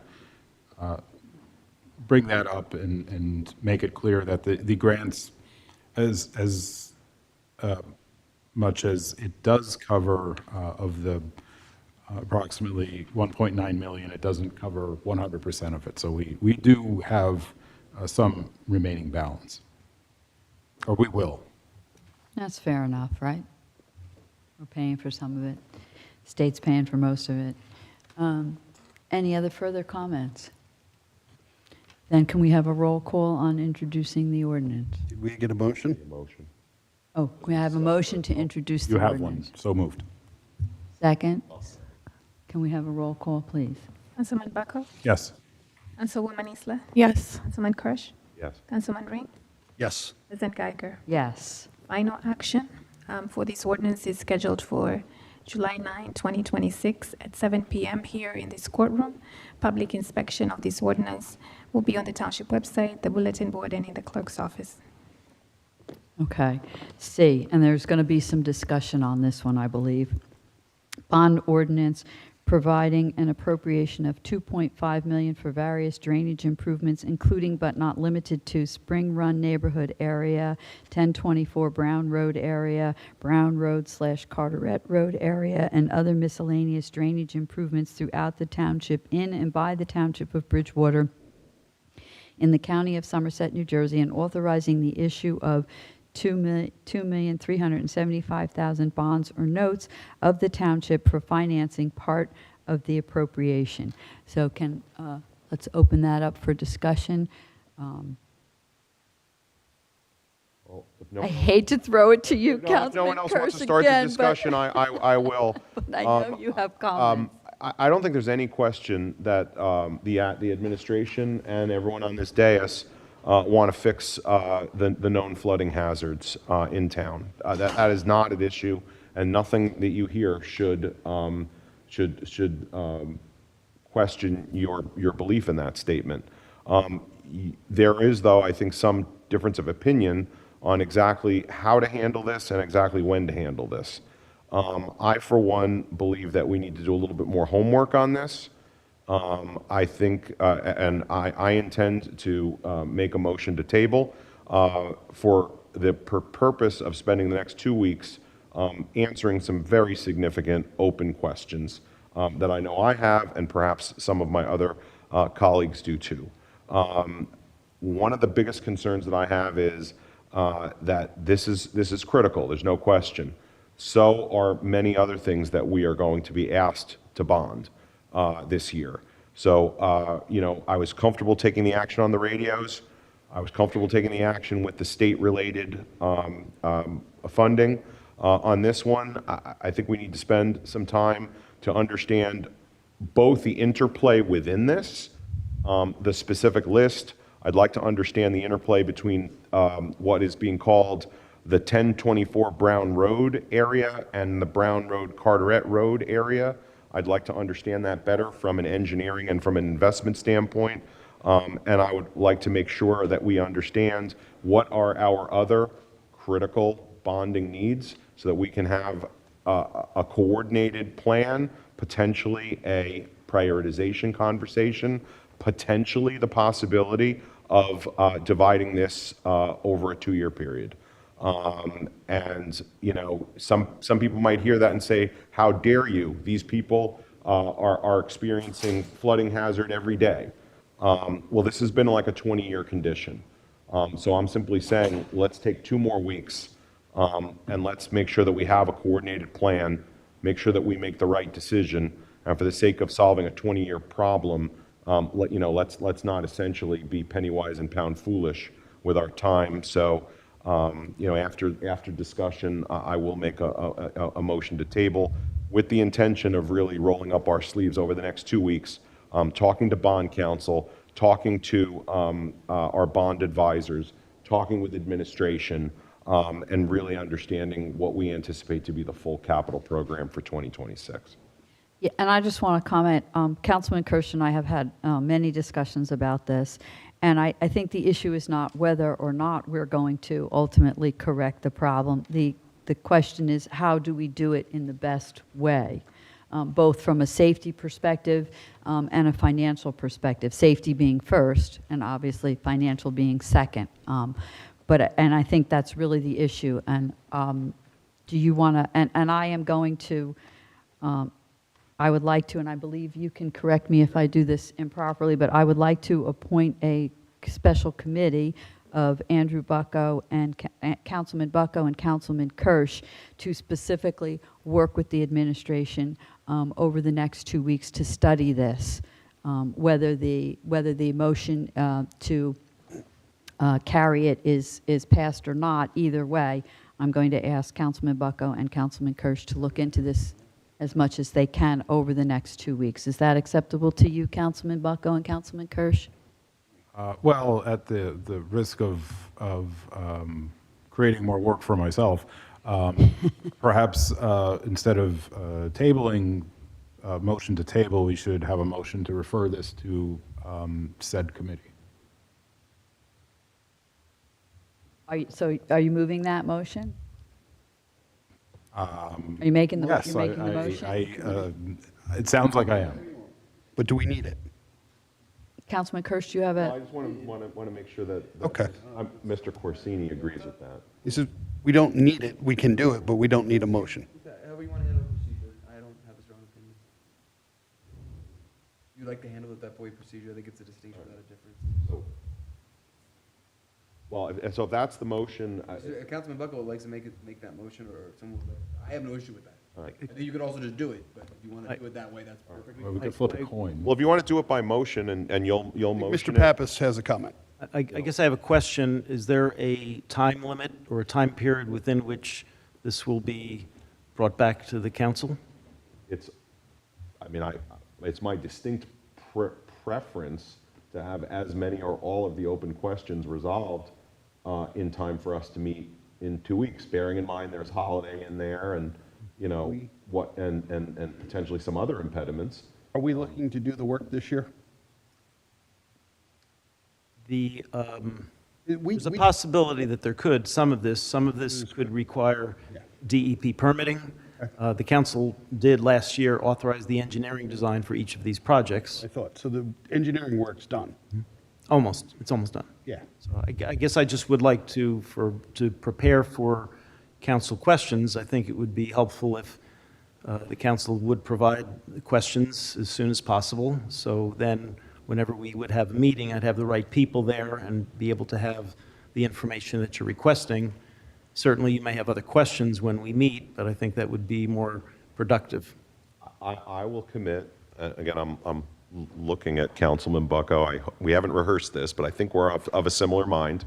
I am committed to certainly starting a list of my questions as soon as tonight, discussing that with you as soon as tomorrow, and having a consensus on a list of questions from the two of us, you know, as soon as, if not by the end of tomorrow, certainly over the weekend for action first thing Monday.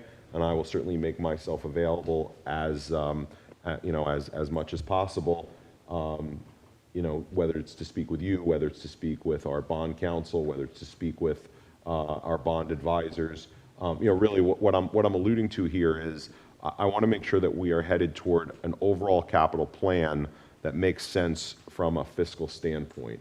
You know, is an amount that we will feel comfortable with, and then we can then have a prioritization conversation. What I'm trying to say is we need to understand, A, what is our total credit limit going on here, and then B, what are we comfortable with up to, or maybe lower than that number, certainly not higher, and then what are the pieces of the puzzle that are potentially going to go into that, and then back down to, you know, can we afford the full 2.5 million, and can we afford it right now, as well as what does the rest of the plan potentially look like? So that, I appreciate the clarification. So this is not just about this particular bond ordinance. This is a broader conversation that you think needs to take place. That's my desire, yes. Okay, thank you. I mean, are we aligned? Yes, I do believe so. At the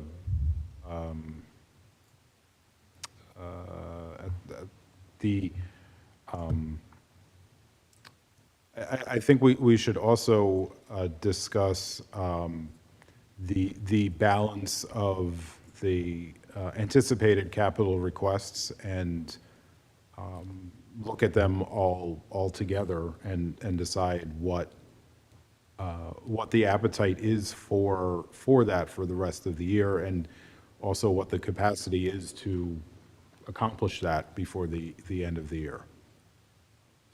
my only comment is, you know, safety first. So the 4.2 million for the radios, that's a safety issue. The second bond, well, we're being reimbursed by the state. We know we're being reimbursed by the state. We'd be stupid not to do that. And this is a safety, this potentially is a safety issue as well. And I just want to make sure that, because flood control is a big issue. We all know people have died. We all know last summer other people had to be rescued, and there was some risk to our police officers that helped rescue them. So let's just make sure that we put safety first, but we want to do it in the most fiscally responsible way. And to just dovetail with that, based on the previous comments that the engineering work is mostly done but not complete, I don't think we're in a position that the shovels would go in the ground, as they say, immediately upon passing this anyway. So I think we do have we do have the luxury of taking a holistic approach of looking at what the priorities are and how we can fit them into the fiscal picture responsibly. This has to go out to bid, no? So we can't go to bid till we have the funding. I understand. So But did I understand correctly that if we table this, whether we table it or not, if this gets postponed another 2 weeks or 4 weeks or 6 weeks, it probably won't make any difference in terms of the shovels in the ground?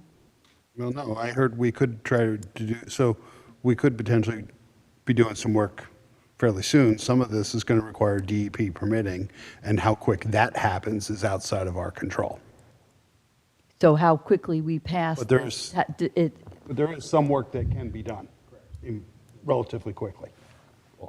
I have stated, again, we haven't rehearsed this, but I have stated that it is my anticipation of a delay of no more than 2 weeks, including the holiday time. I will take action on this as soon as today into tomorrow. You will, I know you Sounds will. like Councilman Bucko will do the same. It sounds like, for Administrator Pappas, I will even state to you who I believe we need to include, so that to the extent that we need availabilities and meetings, that those can be, hopefully, the ball can be rolling on those as soon as tomorrow.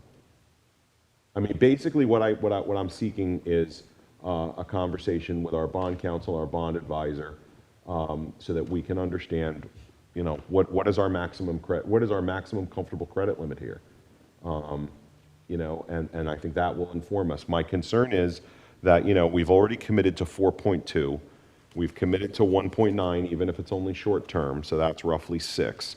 This would now be 2.5, which is 8.5. What happens if we get the answer back? Well, you really can't consider bonding more than $9 million this year. We've just boxed ourselves into an $8.5 million corner of that $9 million. And there are going to be many other very critical items on here. Within the roads program, there's going to be opportunities to take advantage of economies of scale with PSE&G, with the water company, any other roads that are, what I'm just trying to say is, I think we can act, and we can act quickly, and you certainly have my commitment to do that. So exactly, Councilman Bucko, what is your motion exactly again? Because I'm not clear in my head. Well, my proposed motion would be to refer 11C to the committee that you described.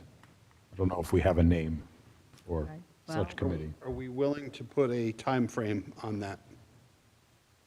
I'm willing to state publicly and/or in whatever Are we willing to motion. put a time frame on the motion as to when this comes back here? So could we add to the motion within 2 weeks if possible? And if not, the understanding would be that we would have to adjourn the passage of the ordinance until the committee had ample time to complete its job. I'm willing to ask for 2 weeks, and if we have a problem in 2 weeks, I will take 50% responsibility for why we need more time or what action we need to take. Well, if you don't need more time, though, we could still pass the ordinance potentially in 2 weeks. I would no? prefer to have all the ducks in a row before introduction. So you don't want to, I do not, I am not comfortable introducing. okay. The problem is, once you introduce the ordinance, if you make any substantial change, we have to start the process over. And we don't want to do that. That would delay it further. Correct. So you might as well, if there's issues, I'm sympathetic to the concerns, but I also, I heard 2 weeks, I heard 2, 4, 6 weeks. No, I heard 2 weeks, and I stated 2 weeks. You said 2 weeks, others said as many as 6 weeks.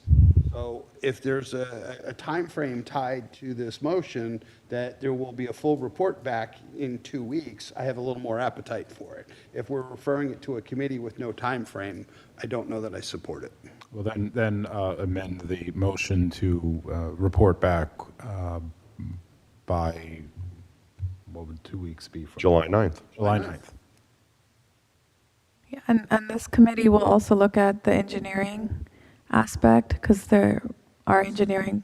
One of the One thi- person we didn't hear mention that they want to meet with. One of the things that I will ask, I mean, I think I alluded to it, is the interplay between what is called, sorry if I already put the document down.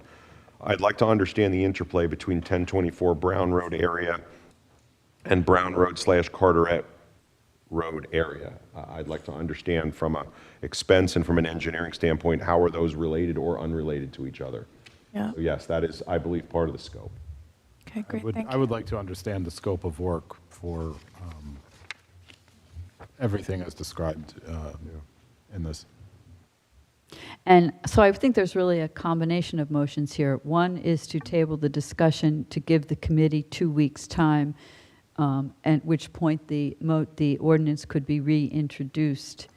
And I feel Or since- any variation. or any variation, right. And I feel since I've put the burden on Councilman Kirsch and Councilman Bucko to do all this work in 2 weeks, the least I can do is support the idea of giving them of adding the extra 2 weeks if needed, which I think it will be, of not introducing, or I guess we will vote to we won't vote to introduce the ordinance tonight.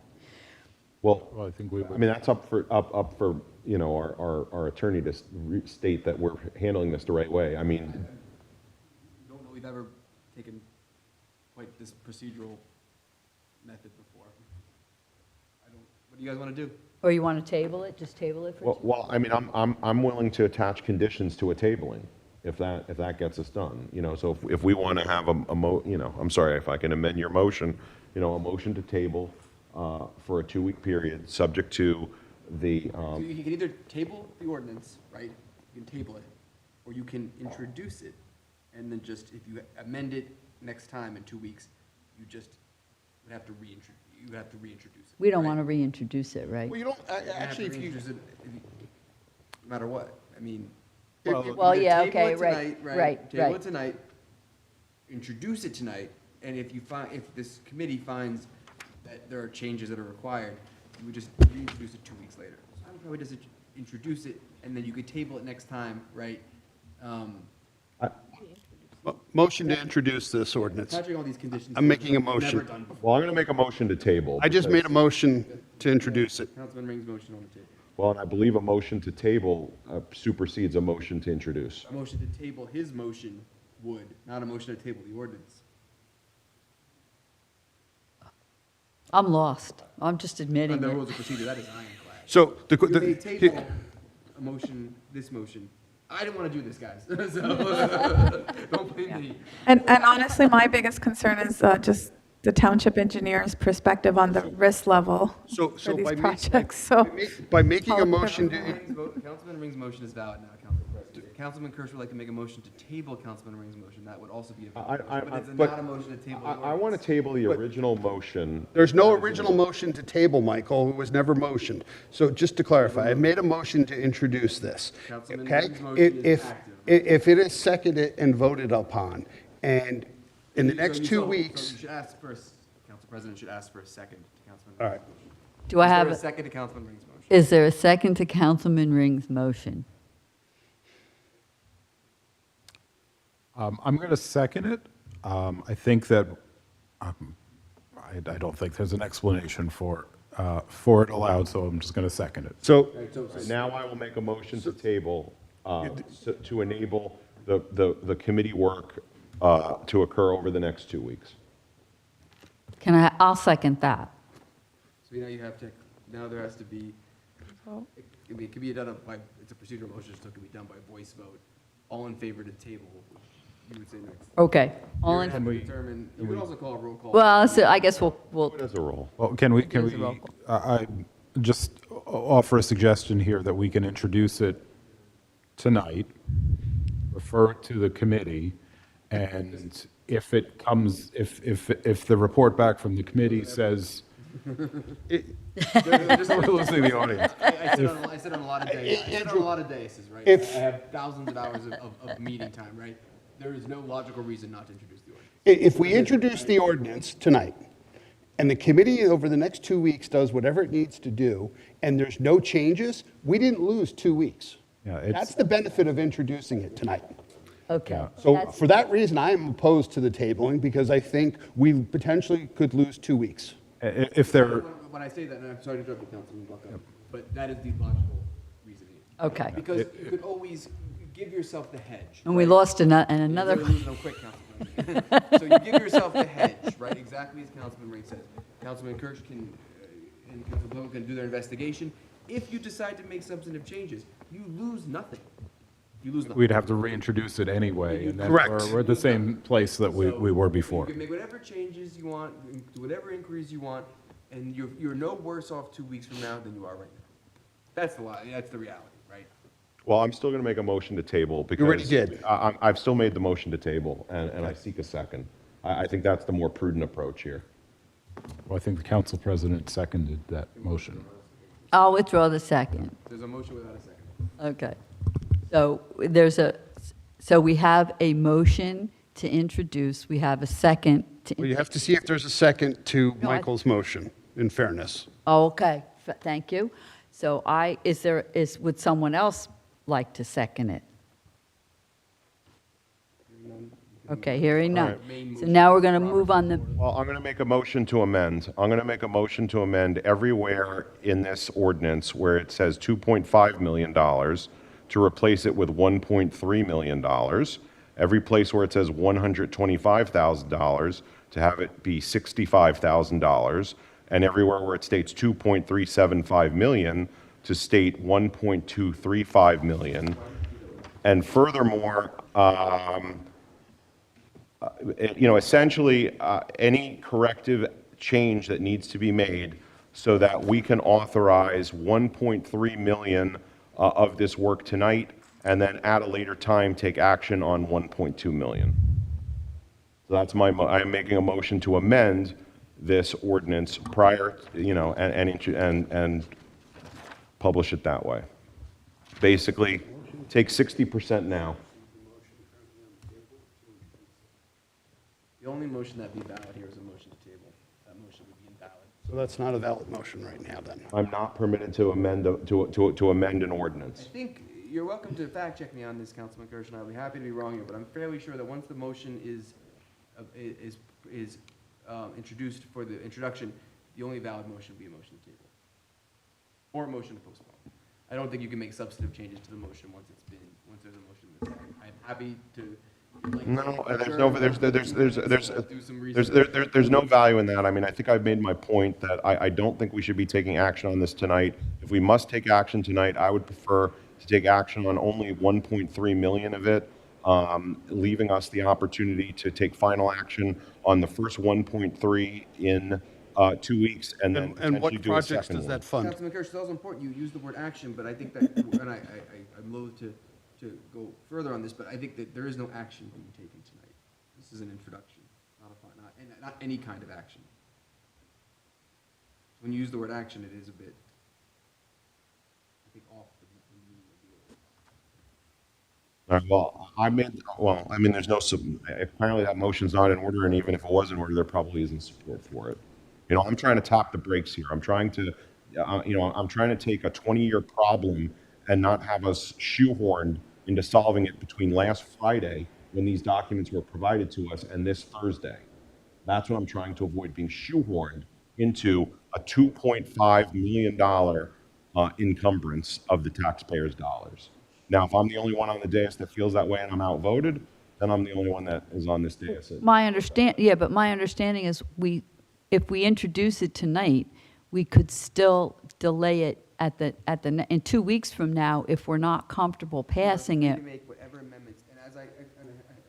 Or we don't even have to, I'm sorry, question, we don't even have to amend it. We could then table it.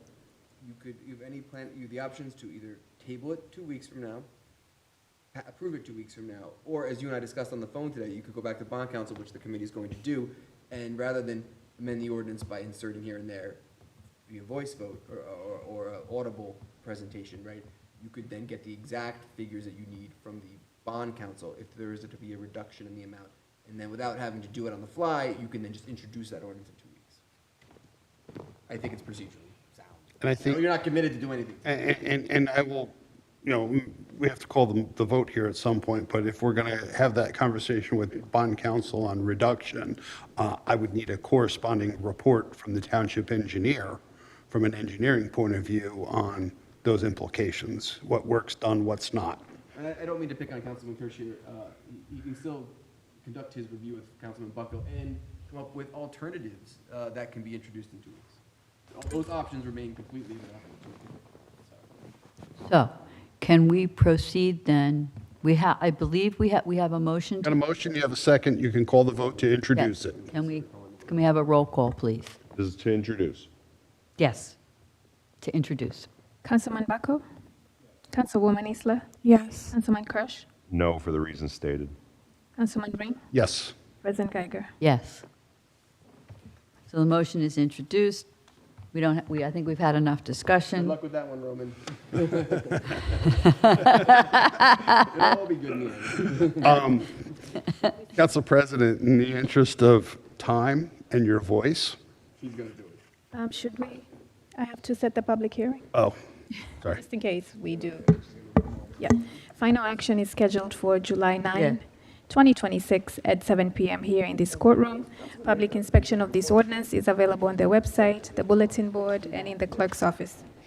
I have no issue with that. So, Because they're all licenses. since these are all liquor licenses that we're renewing, there's no changes, we've done this every year, I'm going to actually make a motion to move 12A through L on consent without having to read the headings. I'll second that motion. Can we have a roll call? Any Or discussion? we just have, well, is there any discussion? Okay. Councilman Bacco? Yes. Councilwoman Isla? Sorry, I just have a question. Can I still ask it? Under K, there's Redstone listed. I thought they shut down. So their license goes what we call in pocket. Okay. So this is an inactive license where it could stay for a period of years. Okay, so there's no legal repercussions in doing this. No, Okay. we have several, and we discussed this today. I gave the council Yeah. president a little tour. I had the through- same question. Tour through the Byzantine. Okay. Because I love that place. What is, That license will go in pocket either for reactivation Okay. at the same site or sale in the future. Okay, great. Yeah, so yes, for me. is there just for the information of everybody here, is there a time limit that a license can be inactive before it reverts to the township? As the council president and I spoke today, the Murphy administration really did a very good, gave a really good try trying to get this time limit to less than it is, but it depends on certain criteria, but it typically would be 8 years. They really tried to narrow that, and I was very supportive of that, but 8 years is the best I think they were able to do. And there's loopholes. Those are loopholes, yes, you're right. So 8 years is a baseline. Factors could change that, but it would be difficult. Can we continue with the roll call? Councilman Kirsch? Sorry, did you get a vote from Councilwoman Isla? Did you? Yes. Yes. Councilman Ring? Yes. President Geiger? Yes. You're welcome. Thank you very much. Thank you. Okay. Now we're on to resolutions, authorizing the person-to-person transfer of an inactive plenary retail consumption liquor license. I'm not going to, 1806-33-001-010 from TGI Fridays, Inc., debtor in possession to Somerset Liquor LLC as a pocket license, new license number 1806330010111. Can I read all of these? Are any of them? No, I guess they're not. What's that? Well, They're you not can. I related. mean, yes, you can. So. Can I as read as all I've of them? Can always we? said for the resolutions, what I've always kind of recommended is you can ask the council, the if there's anyone that they want pulled. If not, then you could read them all and do them as a group. Good, I'm Or you learning. can also do it, as I said, since you've been council president, in an order that makes sense to you, right? Okay. Any of those is fine from a legal perspective. For the substantive resolutions in 13, you do have to read all the titles, though, or you can make Grace do it. Don't look on Grace's face. What do you mean subsequent? I mean, the substantive resolutions, not the liquor licenses. 13. So Anything in 13, you're saying I have to read all these? Yes, and the order and manner in which you do it can be done as I stated, right? Okay. You can either So- group them in groups that make sense to you, you could do them all at I'll once. just read them. Whatever you Okay. want I to. think. I can before- read them all at once and we can vote on them all at once? Before you read You should them, ask if anyone wants them broken. correct. Right. Is there any Right. that people want to have any discussion or Right. separate? And we're looking at 13A, B, C, D, E, F, G, All for it. and H. So are there any resolutions that any individual member of the governing body wishes to have broken out for separate discussion? Hearing none, Council President, you can read them all, and then one roll call vote can be done for all of them. That is Okay. permitted. That has always been permitted, my position, Bill Pizzato's position. Okay.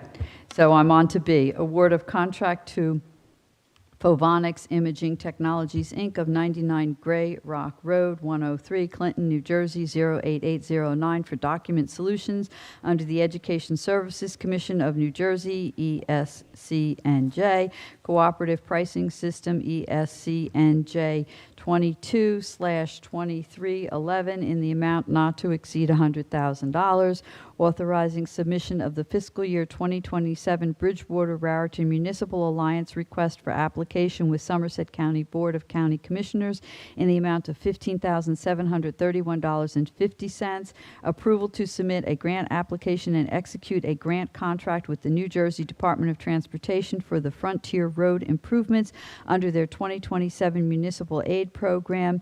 E, award of a contract to Galls LLC, 1340 Russell Cave Road, Lexington, Kentucky, 40505 in the amount not to exceed $40,000 for the purchase of public safety uniforms and body armor via the Sourcewell National Cooperative Purchasing Program.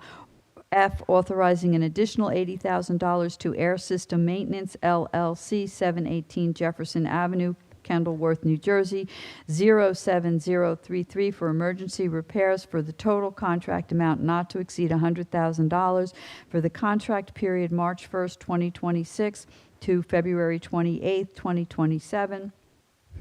G, ratifying and memorializing approval of the Bridgewater Superior Officers Association Memorandum of Agreement for a successor collective negotiations agreement between Bridgewater Township and the Bridgewater Township Superior Officers Association for the term of January 1st, 2026 through December 31st, 2030, and H, amending resolution number 26-02-19-065, appointment of municipal prosecutor to change amend the clause related to frequency payment. Can I have So moved. second? Second. I have a discussion on one of the items, very brief discussion. Sure. On 13G. I was at a town hall meeting earlier this week, a Legislative District 21 hosted by State Senator John Bramnick.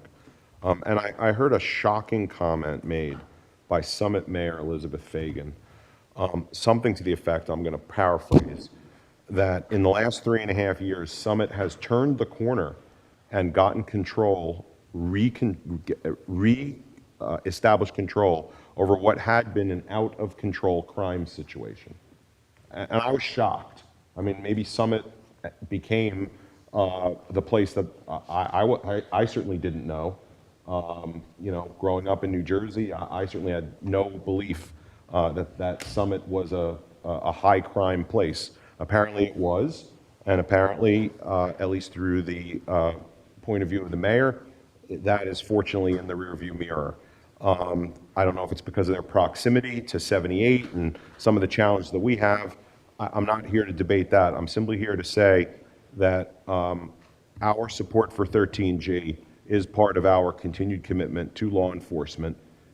The superior officers are the leadership structure below the chief.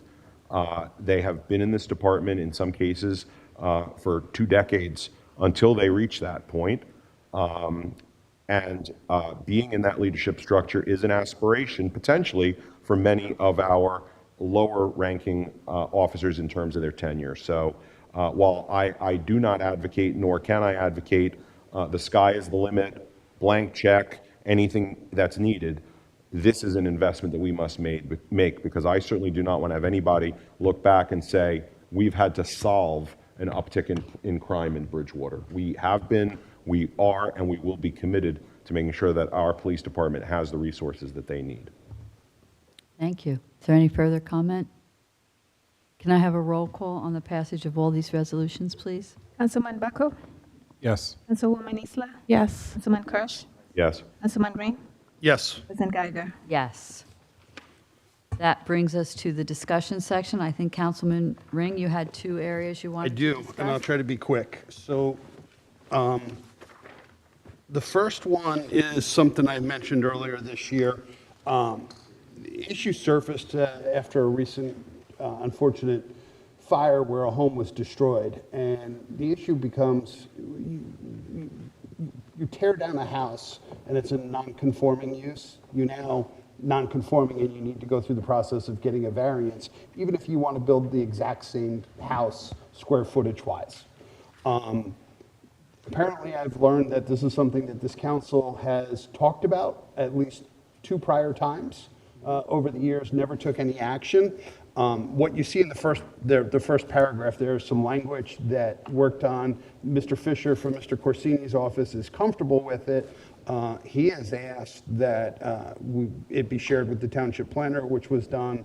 Haven't had any feedback there. Mr. Pappas will follow up. I guess I just want to share this publicly, see thoughts, concerns, so that we can actually start to put a pen to a paper and have an ordinance to introduce.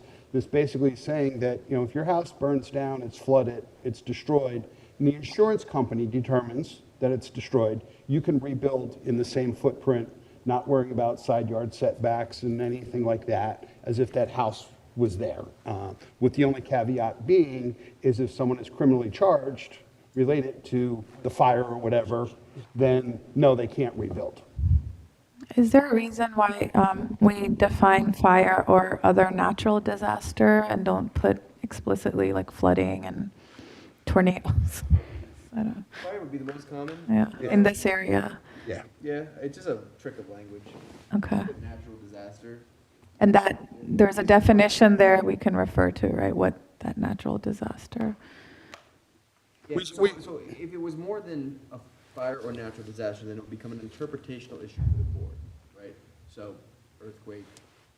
Which we've had a few. Yes, Yeah. they would have to interpret whether the cause was in fact a natural disaster. It would leave it to the board to interpret, which you may or may not be, I certainly would be comfortable with, but you guys decide. So. Okay. No, thank you. So on its surface, I think it makes a lot of sense. Certainly commend you, Councilman Ring, for taking the leadership here. The one area that I would seek clarification on is the third exception, and that's a person is criminally charged in conjunction with the incident. I guess my question is, does criminal charge typically happen quickly? Is there ever an instance where multiple years may pass? Yeah. And I have then some experience with the arson unit at the prosecutor's office, based on recent cases that are developed. They typically act fairly quick. So it would be highly abnormal to have an arson charge filed multiple years after an incident. Anything's possible, anything can happen, but you also have to understand too, the insurance company would most likely deny the claim if there was, or nothing's going to get built until the insurance company says correct. Okay. All right. That's my only concern, is that, we wouldn't have a situation where after the fact, but I guess if you're saying that in reality, A, charges come pretty quickly, and B, the insurance company above and beyond Is not going to any settle that. charges If is there's going an to do its own investigation. if there's an active criminal investigation, even if charges haven't been filed, I'm sure the insurance company is going to take their time handling that. And thus, nobody would be building anything until they have a check in hand from their insurance company. I suppose in that case, there would also be somewhat of a paper trail of a hypothetical homeowner wanting to build an addition, getting denied, and then something happens to the house a couple weeks later. Yeah. But the addition wouldn't work because you're not building the same footprint. You'd have to still come before the zoning board for the addition. For the addition. Fair enough. So in your research, Councilman Ring, have other communities done this? There are some forms there. There's several pages. I'll be honest with you, the printer wasn't cooperating tonight. The email trail is about 6 pages long. I will be more than happy to forward it. I just, in the interest of time, also was trying to streamline this. It's common. I drafted the first version of this ordinance for this town, working with former planner Scarlett Doyle in, I believe, 2015, 2016, something like that, a long time ago. Never advanced. But it is common. I mean, it's something that we see frequently.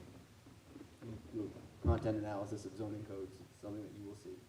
Okay, but, you know, and my reason for asking that is, I love it when we are on the cutting edge, but to the extent that there is a solution that's worked in other communities, let's learn from it. And procedurally, will this go to the zoning board or planning board for any It would have planning to go board? for, If you introduce this in next meeting, Mhm. it would come back a moment later, skipping one meeting. Okay. Depending on when the planning board's meeting, but it would be. it would go to the planning board for a consistency review. Okay, great. But Is there the potential for a loophole where a property owner hasn't been criminally charged, but maybe there's some type of negligence that they closed their eyes when they were driving a backhoe through their living room?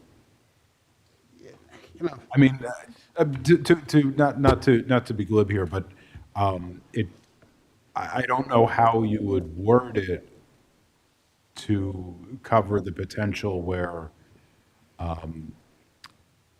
you have that situation where somebody could so cause a disaster to happen, but not meet the So standard of I being guess my criminally answer to that, yes, there's always going to be loopholes, but true, that would not necessarily be a natural disaster. It would be an auto accident. But here's the other piece of this. If whatever that trigger was didn't happen, that house is still standing there for however many more years. This doesn't give them anything more than what they had before the incident. It just allows them to not have to go before the zoning board process. Under that example, if you drive a car or a backhoe or whatever into like an ancillary, a structure like attached to your house, let's say, because that's the most likely thing, you would just be allowed to rebuild that structure that you just damaged, which would make no sense. What would make sense is if you were trying to scam, is if you were to, put some kerosene in your basement, but. Unless you were a matrimonial attorney and you had a spouse Her who did it business, deliberately. In the council president's business, she has seen this before. Yes, I have. I'm sure more than once. So in that example, Councilman Bucko, it would probably not be triggered, and I can fairly confidently say it wouldn't be triggered. Well, the reason that I ask and the hypothetical of being denied a variance to put on addition is that the wording is that the footprint has to be equivalent or smaller to the existing one. Now, correct me if I'm wrong, but let's say that there was a 2-story building. Well, a 3-story building could be built in the same footprint, and Well, except that we have a 35-foot height requirement. So that's typically why. Okay, one- That's typically why residential structures are two floors plus a peaked roof, because that's how they stay within the 35-foot limit across the full town. okay, so assume one-story building, and then you want Yeah, to someone build a could second theoretically build, but again, you don't need a variance if you're going up second floor. If you're Well, you might. It depends on If you're where you are in non-conforming- coverage. Yeah, but the insurance isn't going to cover your second floor. Correct. Yeah. So you'd only have enough money. So, listen, there's always going to be somebody who can find a way to, I'm just looking at this as the family that just lost their entire house and wants to rebuild, and they're told, well, you can leave your basement walls, even though your basement was full of water and 2 floors of your house collapsed into your basement, and you get a new house, but you still have the smell of smoke permeating through. Like, this is for somebody who's lost everything in their home. And there might be other bulk requirements that constrain. I would say, I think I'm very comfortable with this conceptually. I'm assuming that Attorney Fisher looked at various other ordinances that have been passed by other towns and came up, put them together and came up with what he thought was the best. And like you said, I mean, I think you'll agree with me, Counsel, people always find ways around it, and you can almost never draft a perfect sentence in the law, but you try, you keep trying. Good lawyers, can get around. Right. But this is rarely. Or bad lawyers can get around it Yes, sometimes. badly motivated lawyers. Yes. This is very, very rarely invoked. Well, and also just to manage expectation, this is in all likelihood going to happen to older structures that predate current zoning. Like, if a structure is built, probably, please help me, Attorney Corsini, 1980 or beyond, the overwhelming likelihood is that it's conforming. Otherwise, it would have never been given it would have never been approved and given a certificate of occupancy.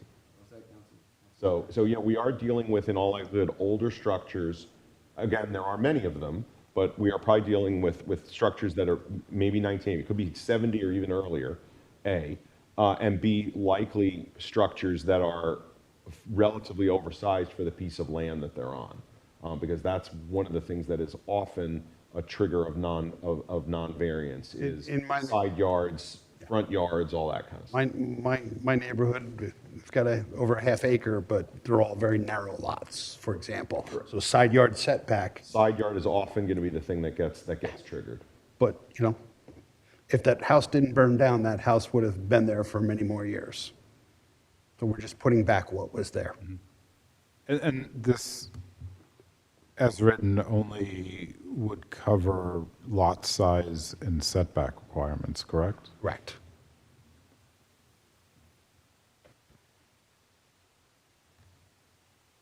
So I guess where we're at, Mr. Pappas is going to follow up with the planner. If anyone has any further feedback, please let me know. Otherwise, ideally, this would be something we'd look to include as early as July 9th. Yeah, and I just want to comment, I like this procedure of having us discuss a potential ordinance as part of a discussion before it's actually introduced.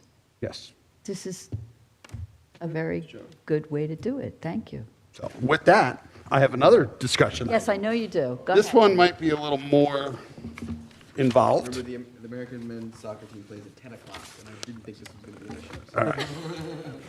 All right. So, I thought the 10 o'clock start time would be well within our range, so. So this one might take a little bit more input. The first part of this is the current definition, according to township ordinance, of what indoor commercial recreation is. And this surfaced from a resident recently who was exploring some things in the town. But what I was a little bit surprised is our current language. We forbid bowling alleys, pool halls, theaters for music, theaters for live presentations, motion picture presentations, which I take that to be a movie theater, video arcades, paintball or rifle ranges in Bridgewater Township. And at least from my point of view, these are not items that I'm opposed to in Bridgewater. I think it's making sure they're in the right parts of Bridgewater.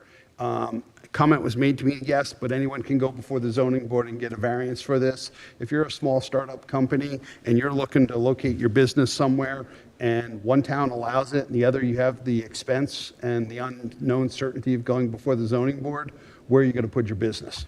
Path of least resistance. Path of least resistance. So from what I can tell from this, did you get a copy? I'm sorry. Send that. From what I can tell, I listed the zones that currently allow indoor recreation. I did blow up the zoning map on my computer at home. I'm impressed. A little bit, no, Grace and Juliana printed this for me in color, but I actually put it at 250% and went through the map trying to confirm zones.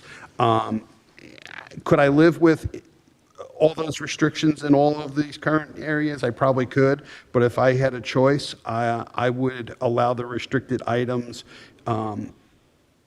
in these zones except for the C3s and the GCMs, and that is more because of proximity to residential.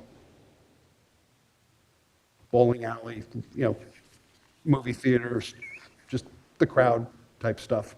I think in the right locations, we should allow those businesses without, subject to all other. So you'd exclude C3? I would. And what else would you exclude? GCM. Which doesn't mean they wouldn't potentially be located there. It would mean they would need to go before the. For variance.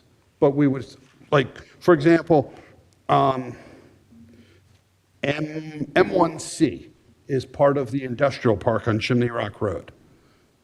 If someone wanted to put a bowling alley or a pool hall there, who are they disturbing?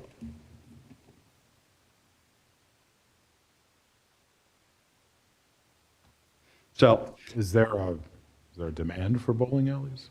I don't know. The free market would tell you that. I just think we're being a little more business friendly. Yeah, I see the point.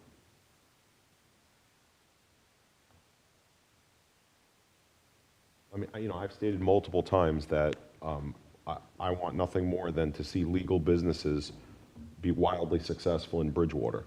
That benefits everybody. So, I think as long as we don't create residential hazard,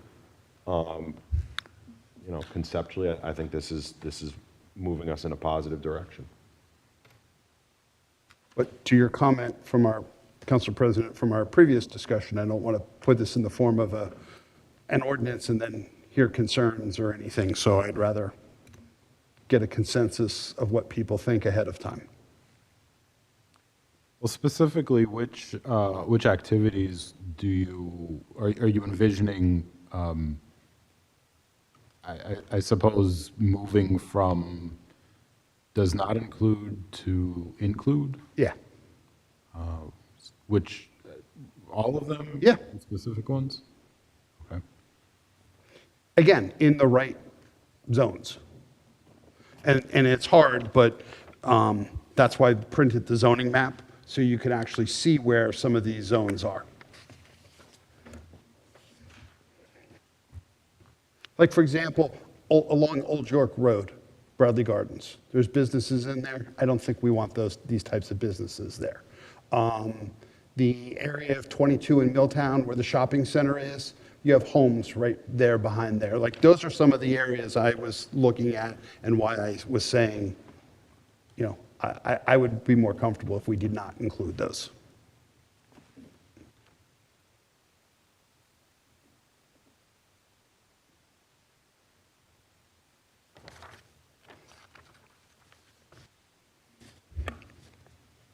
And this is also one that would have to go to the planning board for consistency review. So basically, we're taking, where it says zones in Bridgewater that allow indoor recreation, we're adding to that swimming, soccer, archery, ice skating, ice hockey, et cetera. No. Okay. So currently, indoor recreation, I'll give you, so here, you could build a soccer or archery. I'll use the M1C example, the corner of Chimney, the industrial park, portion of the industrial park.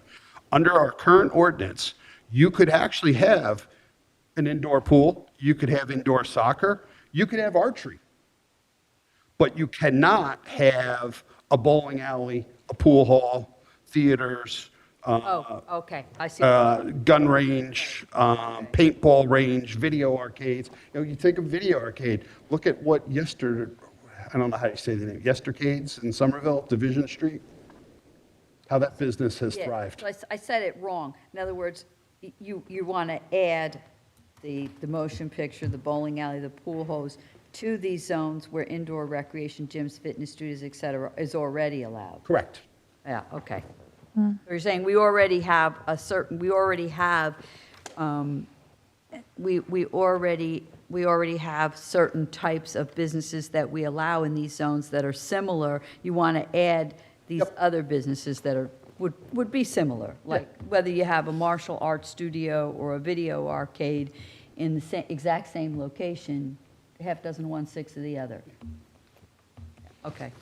So is these specific ones like paintball, rifle ranges, I don't see like axe throwing. Is there a reason why these were selected specifically? That's the current ordinance. I That's the can't current- tell you. yeah. So- That's all the history. Yeah. I'm just, yeah. what if I they mean, want an axe throwing? Listen, if somebody wants to, and listen, if you say, hey, add an axe throwing and I'll support this, I'll add axe throwing. As long as there's no drinking and axe throwing, you're all good, right? What's that? As long as there's no drinking and axe throwing, you're all good. You haven't One been- allows drinking after you're done. But yes, I think to Mr. Corsini's point, I think, take a look at this. I would think we don't need to make a decision tonight. It sounds like there's some interest here, is how I'm interpreting this. So I guess give me your feedback. Reach out, questions, comments, concerns, and we can go from there. And you're just saying you would exclude these additional things, these, paintball, rifle ranges, whatever, you would exclude them from C3, GC? I think it's the appropriate thing to do, given their proximity to residential. Okay. Do you want a movie theater or even a live music, along Old York Road or, near homes? Or alternately said, if a business wanted to locate there, should they still have to go before the Zoning board, correct. Yes, that's a better way of saying it. Not, we don't want it, it's, we don't want to give permission. We want to have a to little more avoid going to the scrutiny and zoning review board. it. Yes. I guess my feeling is that both of these are essentially red tape cutting. I don't know if that's the way that you see it or the way you intended it. Obviously the devil's always in the details, but the more attractive we can be to help a resident rebuild if they've had a catastrophe or a business to consider locating here, I think it's the direction we need to be headed.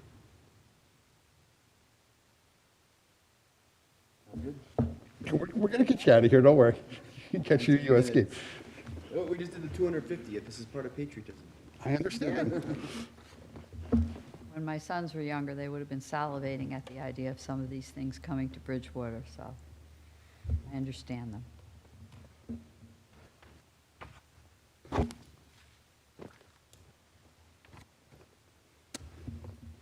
So the next step is somebody has to draft an ordinance. And the plan, as Administrator Pappas just whispered down there, the planner would also need to review. Correct, Administrator? So those would be the two next steps. Okay. Yes, absolutely. But- Catherine's been skunking me on some of these lately. She's been doing the drafting. But to go to that point, if we don't conceptually support it, it's not prudent Why of our bother? time and money, correct? Right.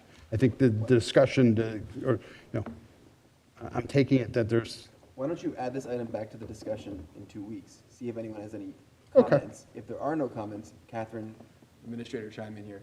Catherine can then review. Okay. Her and I can, Alex really gonna. yeah, work together. Alex can work out the, Is I that, like this procedure. is okay. that acceptable to you? Yes, but I really like this procedure of let's. We let's try to discuss it do first. presentations in the past, yes. Well, presentations Yeah, are good on if we're ordinances, bringing but a third yeah. person in, but for just us. to have the Well, when we're discussion. moving the ordinance, I think it's the prudent way. Yep. I agree. You're quite an individual. And it's public. I think that not that anyone is still watching at this point, and very few people lasted put this You lost them on that procedural discussion. We even lost the two police officers. Everyone just migrated to the. The only people that are here are the people Dan's that- ready to get up. He's like, I can go home You soon. lost Mitzak, you lost Riley. Roberts. Hennessy hit the long, Hennessy hit the short straw. Unless somebody has something else, I make a motion to adjourn. Second, all in Aye. favor? Aye. Aye. We're adjourned.